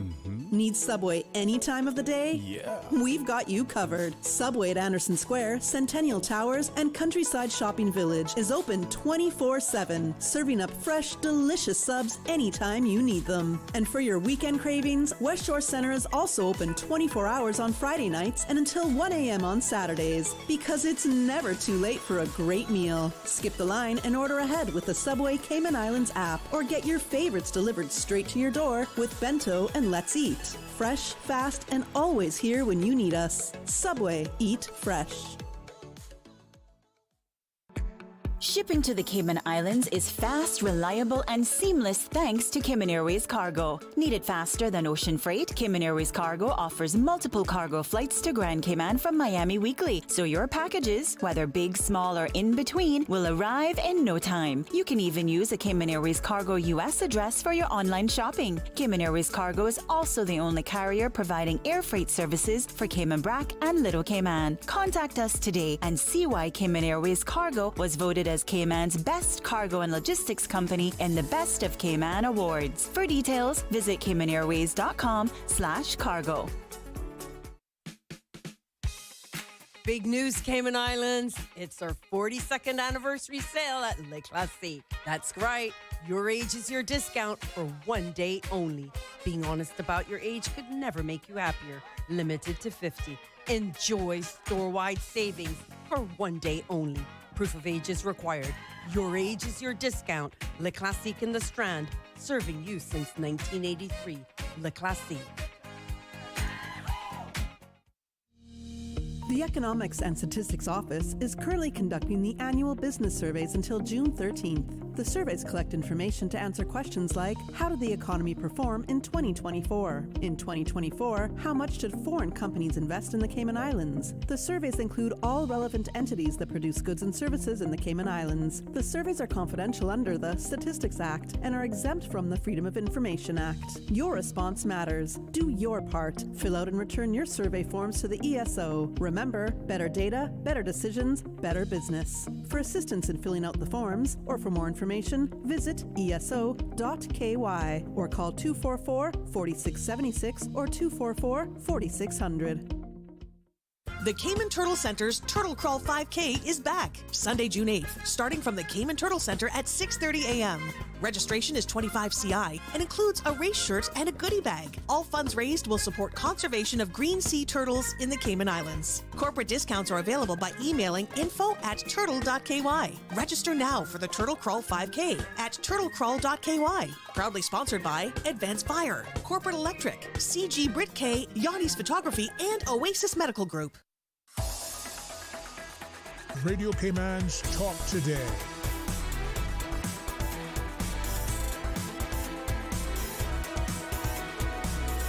What is on your mind, Cayman? Good afternoon. Welcome to Talk Today. Which direction are we going, Miss Susan? Going to the WhatsApp caller. Caller, good afternoon. Welcome to Talk Today. Good afternoon, OC. Am I on? Yes, you are. Loud and clear. Well, thanks very much, OC. Now, first of all, let me begin by commending you. I don't know if commending is even the right word. I know that yesterday when I was listening to you, or the day before, the man who usually called the gentleman, you promised that you were going to get some information for him. only to see you today. He didn't even ask about it, but you gave him the information. You say, "Hey, look, I promised." Yes. Thank you. Well, that is where that is true diligence, and maybe this old chief officer still has it. Now, proceeding in the vein of trying to find out from you, did you get some clarity regarding the meaning of the new proposal about rollover, saying that it begins in January 2026? Were you able to get some clarity from anywhere? No, nowhere, but it seems as if the general understanding, most people interpret it as meaning that the clock is going to start for everyone on the 1st of January 2026, and then everyone will be given the 8 or 9 years. That seems to be the general consensus of what it means. And if that is the case, we are, I can't use the word, we are doomed. We are doomed. Yeah, you know, OC, because I've been interested in this, of course, and I spoke to a number of people. That's the way they understood it. Mm-hmm. And Nick Joseph, who you know well, being an immigration lawyer and you being former chief immigration officer, he was on another show, and I a little bit of a chat with him, and that's the way he also understood. I listened to that clip. And I'm hoping one of these days, to have a sit down with him right here on either Talk to There for the Record as well. Pretty soon, I'm going to, extend an invitation to him. To him, yeah. I just think that if that is indeed the case, they haven't done much. Because, like I think I might have mentioned the last time we had a chat, it was not so many status grants being given in government anyway. Mm-hmm. If I got the figures right, they were less than 90 in 20 years, which comes to about 4.5 per year. Now, they'd also said that people leave government after about 6 years. Now, what I don't know is whether they leave the Cayman or they leave to go to the private sector. I imagine there will be both categories. It will be interesting to know whether those people generally leave Cayman or they just go to the private sector. Mm-hmm. And then when you consider that there are already those limitations, and then in yet another show, I had a bit of an exchange with the deputy governor, and he was saying, well, look, the majority of the 1,400 people who are non-Caymanian in government, the majority are from the police, the prisons, the teachers, and one other category. I think it was the Health Services Authority, I think, yeah. Yeah, so, and that as a result, it means that those will be the areas where mostly the exemptions will come from. So if they will mostly come from those areas, and then you consider that together with the fact that it will start in 9 years, there will be little or nothing when you consider that, status has been granted at a very high rate. And another thing before I sign off, Ossie, it's good that you listen to that clip from Nick Joseph, because I asked him deliberately the question. I said, if the law were to say that this period of time will start applying now, in other words, if you've been here for 6 years, you can be rolled out in 3 years. Would that be retrospective? Now, I know that it's not retrospective, but he agreed. He said, no, it would not be retrospective at all. And I think the government needs to consider that, because if they don't want to do that, then the impediment is not legal. It's just a policy matter that they'll have to decide. Well, we'll see how this shapes up. Thanks for the time as usual. I'll continue to listen. Thanks very much. Before you go, there's another point as well. And some people speculate that one of the reasons why government persons, non-Caymanians working in government, don't apply for permanent residence is, remember now that when you apply for permanent residence with the right to work, that you have to pay that annual work permit fee based on the category of work that you're employed in. Now, this morning when I was looking over the immigration regulations that were passed sometime in December of 2024, and when they talk about work permit fees, it says, if the person's contracted by the government of the Cayman Islands, they don't pay those fees, right? So my question would then be, if the person is still on government contract, they get their permanent residence, whether or not they still wouldn't pay any fees. Now, if we are trying to achieve parity with government and the private sector as far as work permits are concerned, and we're saying that we're going to make the rollover period of time equal, right? 2 years for the work permit holders, 2 years for non-Caymanian government employees. Shouldn't the same thing be done as far as fees are concerned? So if you are an accountant with the government and you apply for permanent residence with the right to work and you receive it, you pay the same $13,000 annually that they pay in the private sector. Otherwise, again, we would not have achieved much if we do it in some areas, but not in others. Precisely, and that's a very important question, OC, because a lot of people have been saying, well, let's equalize the condition in both. But a lot of people who I at least have spoken to seem to, by saying let us equalize, they seem to be thinking only in relation to the rollover period. But there are all these other areas, Do they pay? Well, first of all, at the moment, I don't think they pay any work permit fees. But if they do pay work permit fees, they should surely also pay the same, and so forth. So there will be a lot of other areas where everything will have to be equalized. If it's going to be equalized, it must be equalized really, as I see it, in all those areas. Unless there's a special reason to exclude one thing. Because the other thing, by the way, also is since in government you do not apply for a work permit to the work permit board. Right. Do they mean that too will change? In other words, you can't just as a chief officer recruit somebody, although you have the statutory power to do so. Do you have to go now to another body, which will be work? The way in which people used to go to the Public Service Commission in the previous system to seek approval, because that's another area, which needs to be looked at to see whether it comes within this generalization. Thanks very much. Thank you. For your time. Thank you very much. Have a great weekend and stay safe. Okay, Miss Susan, ready to grab another caller? Caller, good afternoon. Welcome to Talk Today. Good afternoon. Good afternoon. I wasn't sure if it was me or not because I was actually falling asleep. I was waiting so long. Well, we got a lot of callers. I haven't even been able to get to the topic that I wanted to talk about, as to why have we reached where we have in terms of having to deal with employment for Caymanians. I see Turks and Caicos, the same thing as well. Two jurisdictions that have done pretty well when we compare Turks and Caicos, about 30-something thousand population, a budget of about $500 million, $500 million a year, as opposed to Cayman, where we're probably going to be closer to $1.5 billion a year. But we all end up in the same place. And in both jurisdictions, when it comes to work permits and employment, that is the responsibility, have been the responsibility of our elected officials. So how did we allow ourselves to get where we are? I'll tell you my view on it.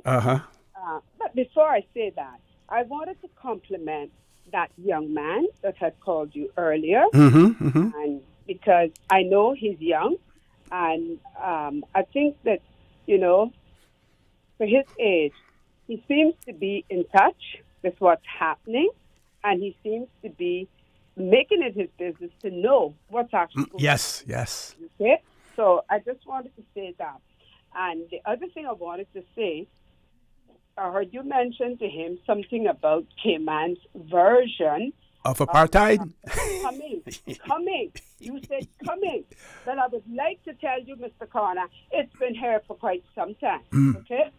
Anyway, I was going to bring up something else, but based on what I was listening to, I don't know how many other callers you have. And obviously, I've been mindful of the time as well. But if you don't have other callers holding on, there are two topics. Okay, but we have to go to our break at 2 o'clock, so we have about 4 minutes. But I mean, I can... Yeah, if you're not finished, we'll have you hold on, yeah. Yeah. Okay.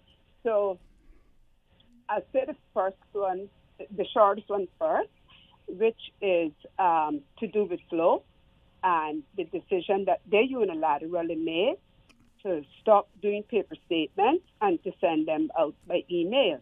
Now, that is not working for anyone, even if you have an email address. It certainly is not working for the older people, with senior citizens and so on. And while they did that, what they also did, they closed some of the outlets, I'm going to say outlets, where people could actually go in and pay their phone bills. Now, it seems they only have 2 locations that you can do that in. So the lines are, have increased tremendously up here in Savannah, and you have elderly people, you have disabled people coming in, nowhere to sit down. They don't have a bathroom for these people to use, and so on. And I was wondering if you would invite somebody from Flow to come on so that they can hear the problems that we, the customers, are experiencing, not just trying to pay your bills, but trying to get your bill.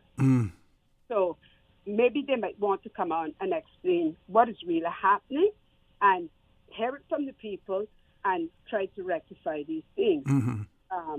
So I don't know if you need to go to your break already, because the other one was... In about 30 seconds.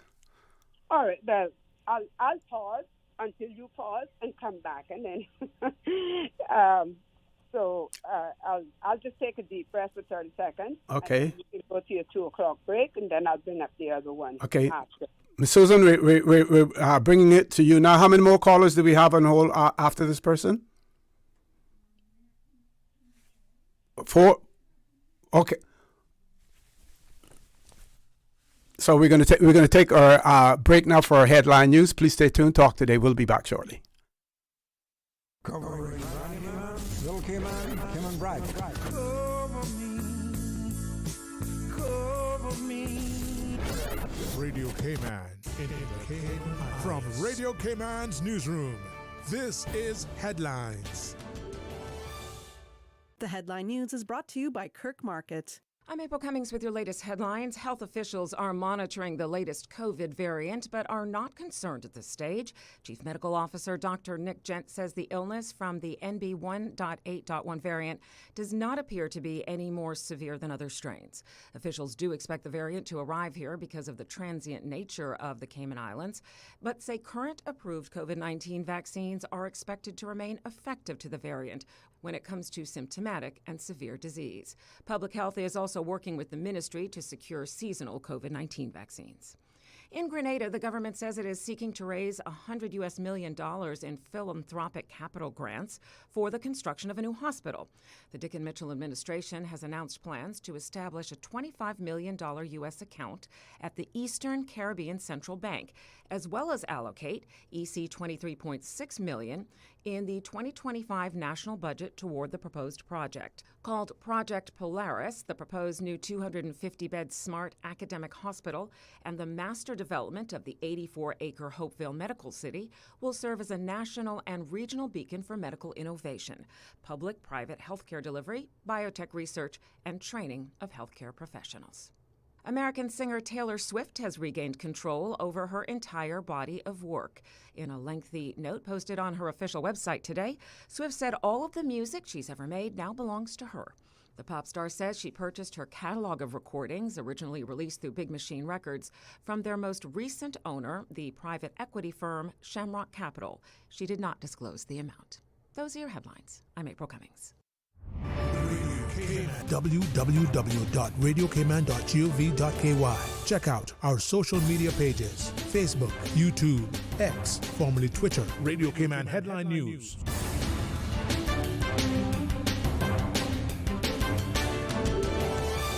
Looking for fresh, healthy food that's full of flavor?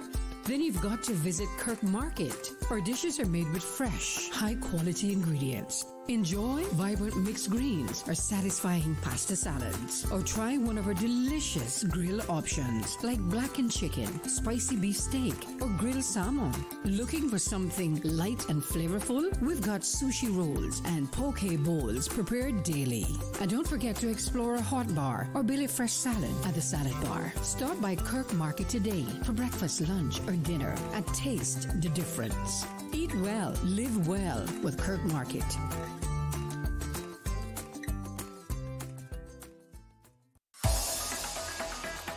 Radio Cayman's Talk Today.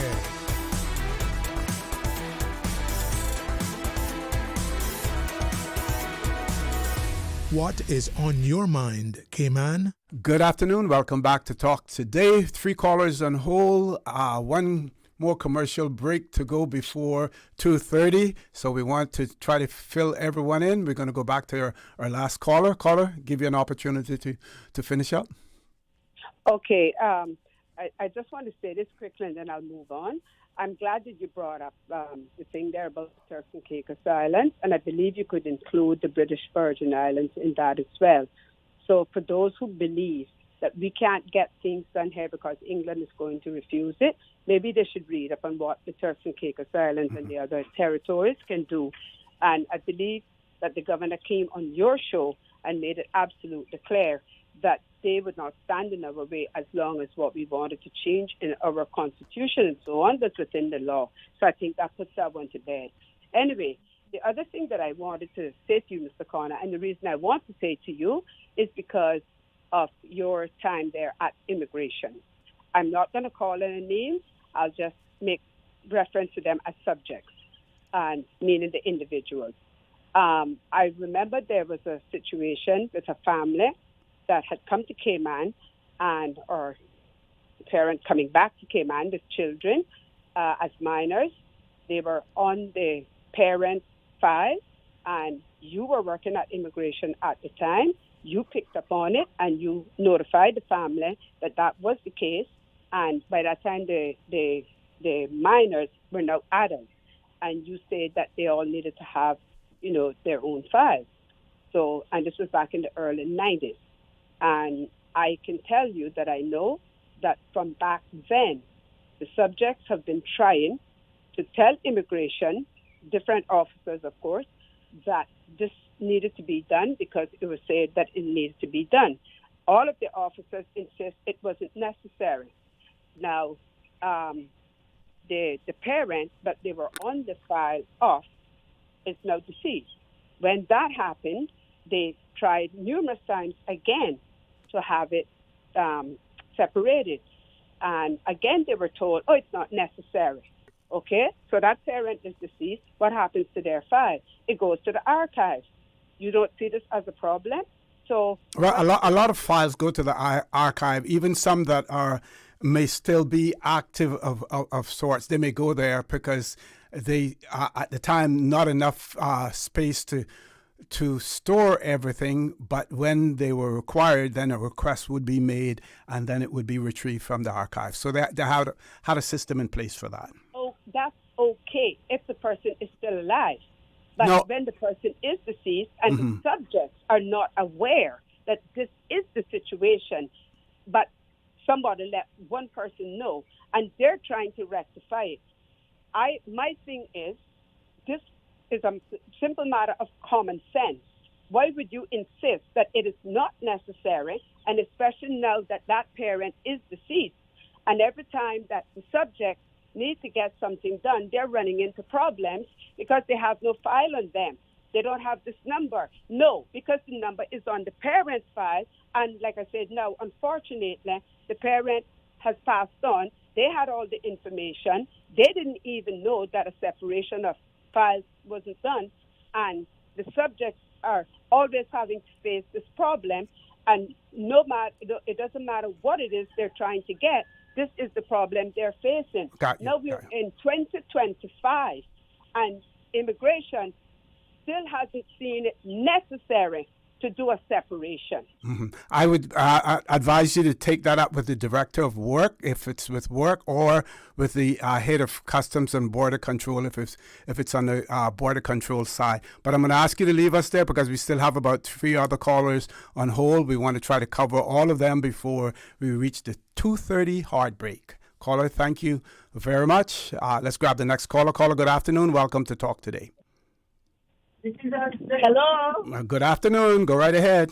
Good afternoon, Ossie. Good to hear you. Good show today, man. Thank you. Thank you very much. Thank you very much. Yeah. Looks like we may need more time. We may need 3 hours on Talk Today. Young man, that's right. You need to have it all the day, all long from midday, but you couldn't cope with it all because You got to remember you're not a young boy no more. You want to act that way, but yeah. Don't worry, I know when to slow down. Anyway, see, there's a young man, and it sounds like he lives in West Bay. He sounds very intelligent. He uses the phrases like he's no lawyer, but there's not too late. But I would like to encourage that young man. I would like to meet him, to have a good chat with him, because he may know who I am by my voice as well. Mm-hmm. But if you have any contact with him, maybe you could send it on to my contact on to him, because you have my contact, or I get, because I really want to have a chat with this young man. I've been mentoring young people and helping out from the time I know myself, boys and girls, because I was chairman for youth to youth, this CASA. And I would say today that young man, and he might be even up in his late 20s, early 30s, but he sounds too smart to not pursue wanting to go back to school. Maybe be a lawyer, because he is a brilliant, smart conversationist, and is nothing better. My grandfather used to say, when you can hold a hell-bent good conversation with people, you got it going. So I would like to encourage him. So ask him, if he's not listening still, get in touch with me. And my number, I don't need to hide it, because it's 925-2931, okay? Repeat that one more time for him. I'm sure that he's probably still listening. 925-2931. Okay. Oh, okay, and I'm sorry I can't meet you by Lord Graham, because I guess he got your food taken out. No, I'm not going to make it there today, unfortunately. Oh, then me either. Okay. And I'm sad to know that, too, that I'm not going to get there in time. That's nearly all done right now. Yeah, okay. Okay, my dear, you take care. Have a great weekend, and please stay safe out there on our roads. You too. Have a good one. Yeah, we got to do that. Be careful on our roads, man. Yep. Okay, we'll see. Thank you very much. We're going to our WhatsApp caller next. Caller, good afternoon. Welcome to Talk Today. Yeah, OC boy, you're working overtime, man. You're working overtime. You're working too hard. You got to slow it down. Morning, noon, and night, you're on the radio, man. That's your passion now. Yes.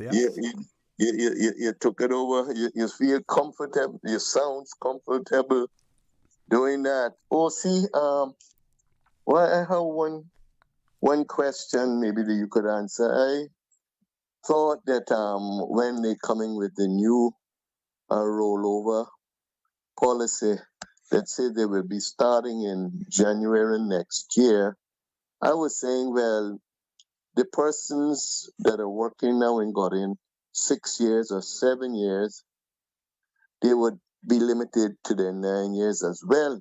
But they're there now, got in 6 years. They need 4 more years to make their rollover, but they're going to start over for another 9 years, so that qualifies them to apply for citizenship. That sound right to you, what I'm saying?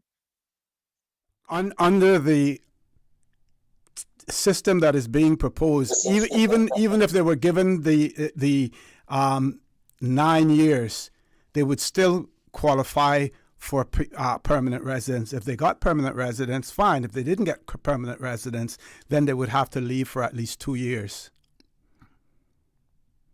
But what will complicate the situation is the scenario that you laid out there would be if they have 6 years already and we turn around and we give them another 9 years, that's 15 years. Okay, we for some reason lost the caller. Do we want to take the last commercial break now, Ms. Susan, or to grab another caller first? We're going to take the commercial break, and then when we return, we still have callers on hold. Please stay tuned. Talk Today. We'll be back shortly. Stay cyber secure with Cayman National.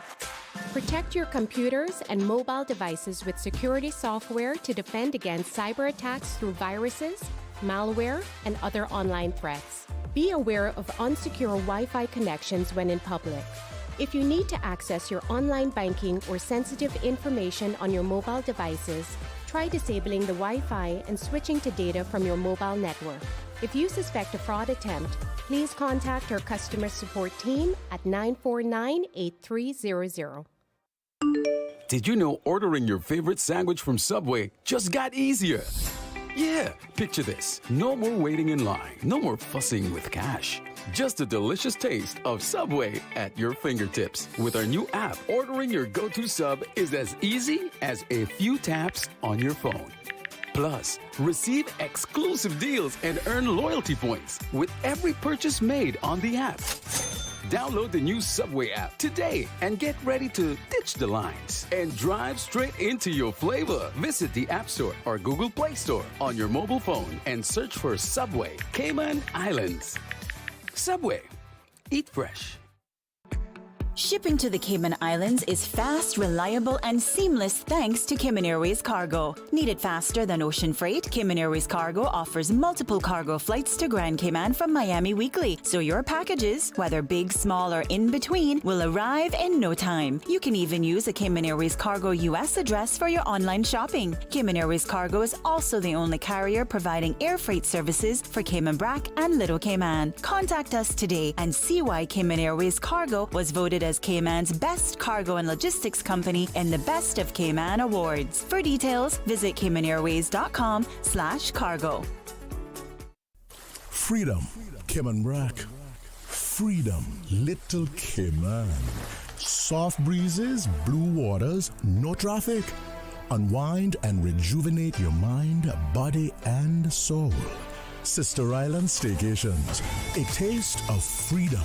Discover all that our sister islands have to offer. Radio Cayman's Talk Today.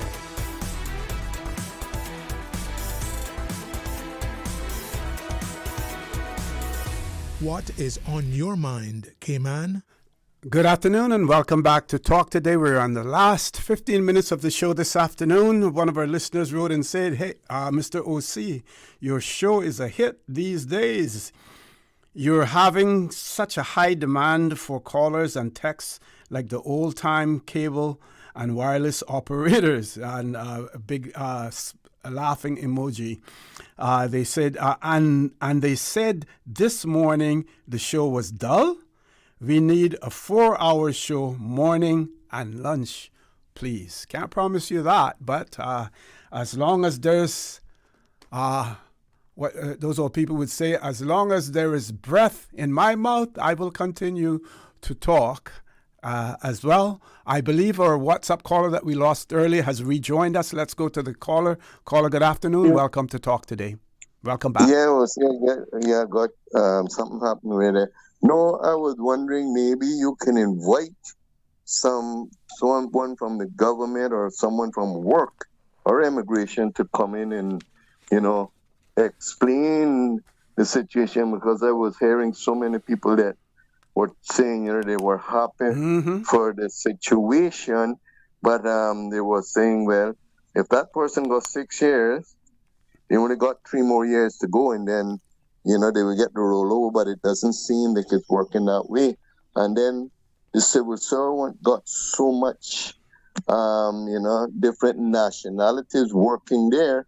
And if we end up giving all of them status and residency, boy, you said a word there just now earlier when you was talking to the young lady. I think she was Miss Brenda, which always has so much good points to say, but you said a word after that, I think.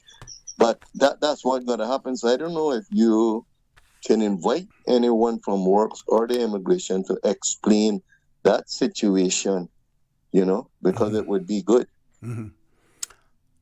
Thank you. Yeah, it would be useful. But I think caller, what we have to do is we have to be patient. Wait until the drafting instructions have been completed.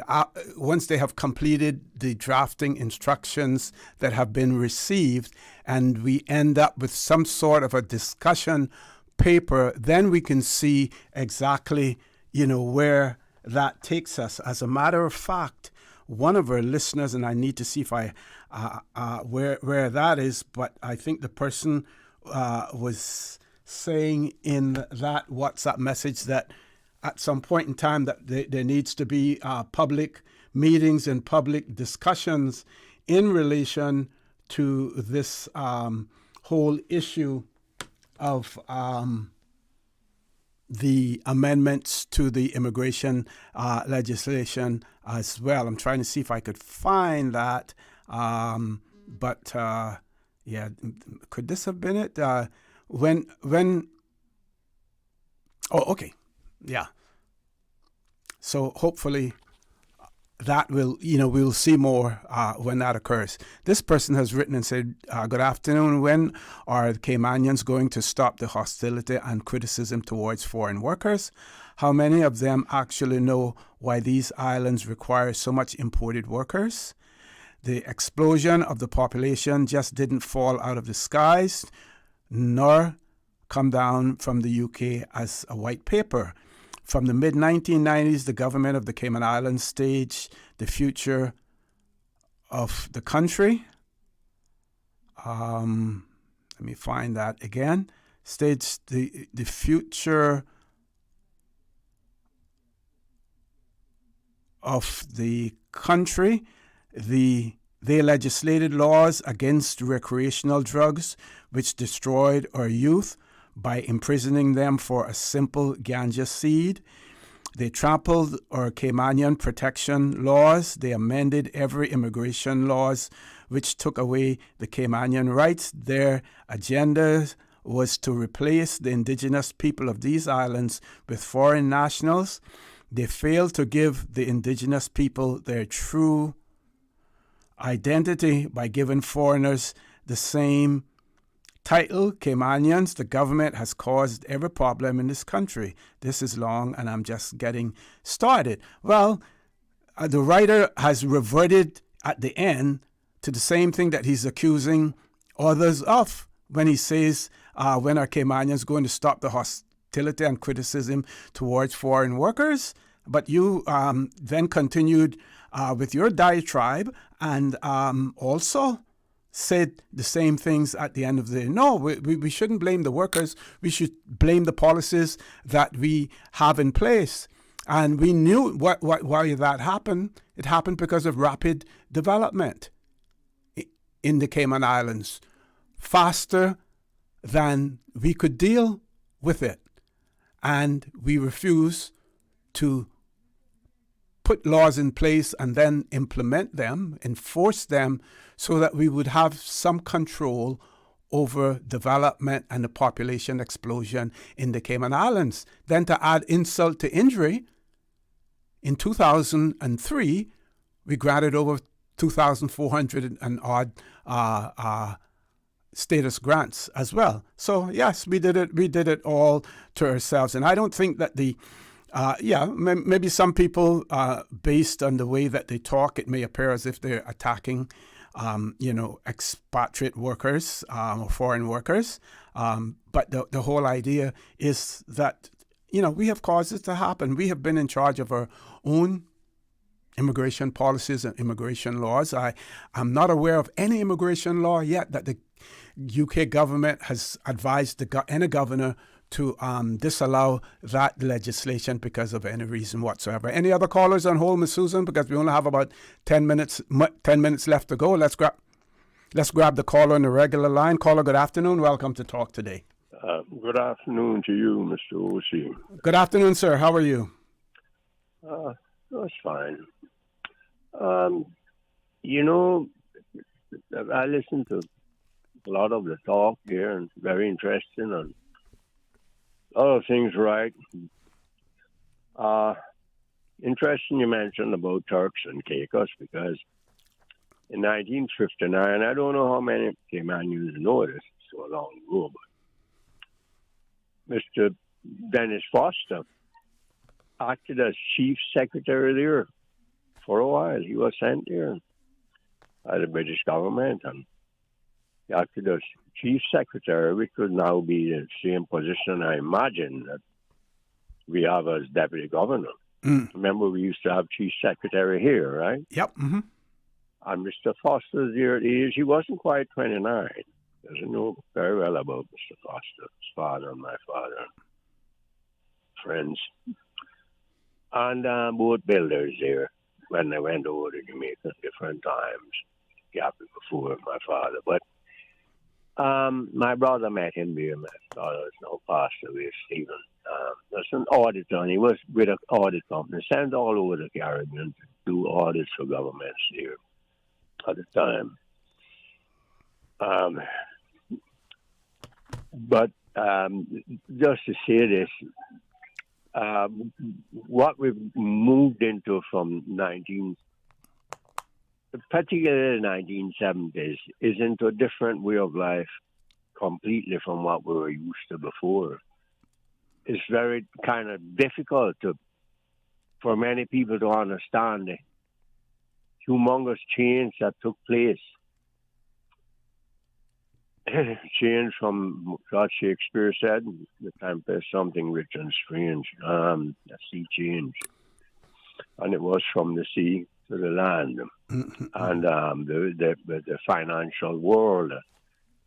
And we moved into it, and we moved in, as I've said many times before, a system which no other country has of no direct income tax. So we're dependent mainly on consumption-based taxation, which means enough is never enough. More is better. So more permits, more buildings being built, more cars imported. You really need, about 650 cars per 5 miles of road, something like that, or 5 road car. Anyhow, because there's no restrictions on importing cars.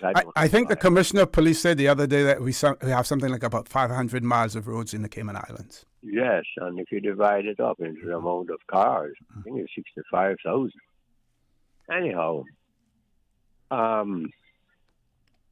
we know it's much too much. We can see it every day. It goes around. Mm-hmm. But they can't stop it because of this system. As I said, it comes simply back to that of taxation. Depending on more is never enough is never good enough. More is better. To implement a system where we're going to start sending people away. You understand all the thinking behind that and so forth? Yes. Long overdue, but we have to understand also the system we have created, because we know that many of those people are renting places. Many of them are very good workers in the government and diligent and hard working and worked hard for years, built a life here. We know that. I don't have to stress that. And up and leave. But the thing is this, they rent places from Caymanians, and Caymanians are depending on that little rental also for their income to survive. And I'm sure you know of that situation. I'm sure everybody knows about that. So these are difficult judgments to make. And it's not going to be an easy thing, an easy road.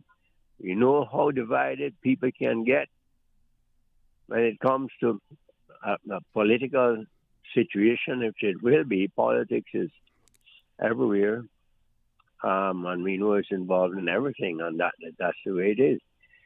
But I just wanted to stress that a thing like this might take quite a while to put into place, because so many things have to be worked out.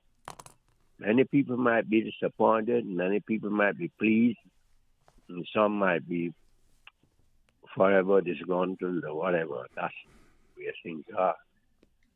We are not a people who always agree on things. And I've seen that over many years. We are not a people who will just get up and say, yes, this is it, one voice and so forth. And it's that, this is one of the things that has caused, I believe, the district, district councils not to be put into place. Because each politician, that has ever been that way, you don't want to admit it, but have their own council. And they go around talking with people. And we know that. And then reports to the politician. And it mightn't be in favor of that politician all the while, words might be said, and things might be adjusted to please everyone.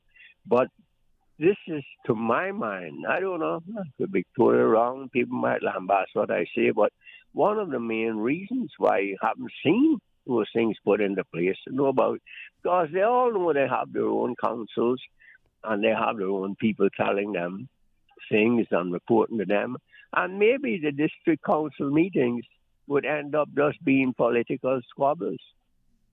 That's the way I kind of see things. I don't know how you look at it, Mr. O.C. But again, I think the talk show is so excellent and so informative that maybe you should do like Canada and Toronto there, where they have it for the whole day, because it's very lucrative for the radio companies. Of course, that's private companies, but the advertisers are very keen on getting that, and it's very informative to people, as we see your show has been. The other hosts on it also, the other shows. So I just thought maybe some thought should be put into that. But also, as I said, you just think about what I was saying here, with putting these ideas in the place of immigration and the other things. It's more to talk about, but I know your show is coming to an end. But thank you so much. Thank you very much, sir. To me, but I want to say that, especially about the district council, my thoughts, and I just wanted to say so. Sure. Thank you very much for giving me the time. Thank you very much. You have a great weekend, and please stay safe as well. You said you were going to try to grab a quick WhatsApp caller. Okay, let's try it, caller. Not a whole lot of time, but we want to hear from you. Go right ahead. Good afternoon, Ozzy. Good afternoon. How you doing? I'm good. I'm good. I'm good. How are you? Okay, hanging in, thankful. Yeah, we're calling this immigration thing. I think you need to get someone in there and start, try and do something with that too, Ozzy, because you got people running up now around your place. They're not walking, and these kind of stuff. I think they needed to start do something with this. Yeah. That a lot of the loopholes have to be closed up in terms of the issuing of work permits and ensuring that those persons, those employers, quote unquote employers, who are applying for work permits, that they have sufficient work for these persons as well. Yeah. I think so, yeah, and they need to start charging them. I went by one of my friend a couple of days ago. His son asked him to give one on my day work. Yep. And that shows but that... I think they need to do something with that. Yep. Okay. They need to start to charge them that take now the permit, have no work for them. Either jailing them, and then send them that they take now the permits for, deport them. They need to do something with them. Yep. Because some of them not got no manners and not got no respect for Cayman or Caymanians. Okay, caller, thank you. Thank you very much for that. I'm going to try to read one more before we go, even though already a half minute over the time. This person says, good afternoon, OC. This new rollover policy with government, my personal opinion is it seems to be still not have done in the right or in favor of Caymanians. If God spares my life, I believe I'm going to campaign next election on once you do the 9 years, when it's time for you to go, you will come back, but only as a visitor after one full 9-year work permit term. I'm sorry. That's my personal opinion. Well, the promise was made that they were going to impose work rollover requirements for non-Caymanians working in within government departments, government agencies, or what. And I guess one of the defense would be, we said that that's what we're going to do, and we have done it. Now, how it has been done and to what extent has been done, that is the question to be asked, because I think, like most of the callers and writers, no one expected or expects that a person will be given an additional 9 years to remain in the jurisdiction if they're working for government when this policy comes into effect. Maybe that is not the intention. That is why we need clarity on it. And maybe the government, as a way of wanting to let people know we're doing something real quickly, maybe they have said too much without explaining a whole lot of it as well. We know we had the deputy governor on, and he spoke about it and tried to explain it. That is why I've said we need to wait and see what comes out, in terms of the draft legislation as well. But it is quite clear that the people of the Cayman Islands, what they desired and what they want at this point in time is not to have to wait 2 administrations plus 1 year, 9 years, for it to take effect in government. That is not what the people of the Cayman Islands signed up for. And they don't want to be given a 6 for a 9. They don't want you to sell them the Brooklyn Bridge, nor the Verrazano Bridge, nor the Kosciuszko Bridge in New York, in Brooklyn. They don't want a 6 for a 9. They want to see the rollover start. And like one of our callers in the legal profession, who has also mentioned it with another of his colleagues in the legal profession, there is nothing wrong with calculating the time already in government, because no one, like I said before, no one gets a contract for 9 years. You get a contract maybe 2-3 years at one time for government, and then it's renewed after that. So in whatever contract is up for renewal, that is where you put the clause in there in terms of when your rollover period will be. And we hope that that is what the government intends. But until we see what comes out in the legislation, or until someone places some clarity on it, then people are left to speculate, and that is not healthy as well. Folks, it has been a pleasure talking with you today. I say to you, have a great weekend, and join me on Monday morning on For the Record as well. Please stay safe, and as usual, we ask the good Lord to bless these 3 beautiful, wonderful Cayman Islands. Talk Today is brought to you by Subway, open 24 hours in Countryside, Anderson Square in Georgetown, and Centennial Towers in West Bay. And by the Ministry of District Administration. Explore your history, explore your land, explore your sister islands. And Cayman Airways. Call them on 949-2311 to book your nonstop flights to Los Angeles and Panama. And Doctors Hospital. Peace of mind is important when life happens. Doctors Hospital, always there for you. Call 949-6066. Talk Today is also brought to you by Mike's Builders. Call 923-0706. Mike Builders. They make it happen.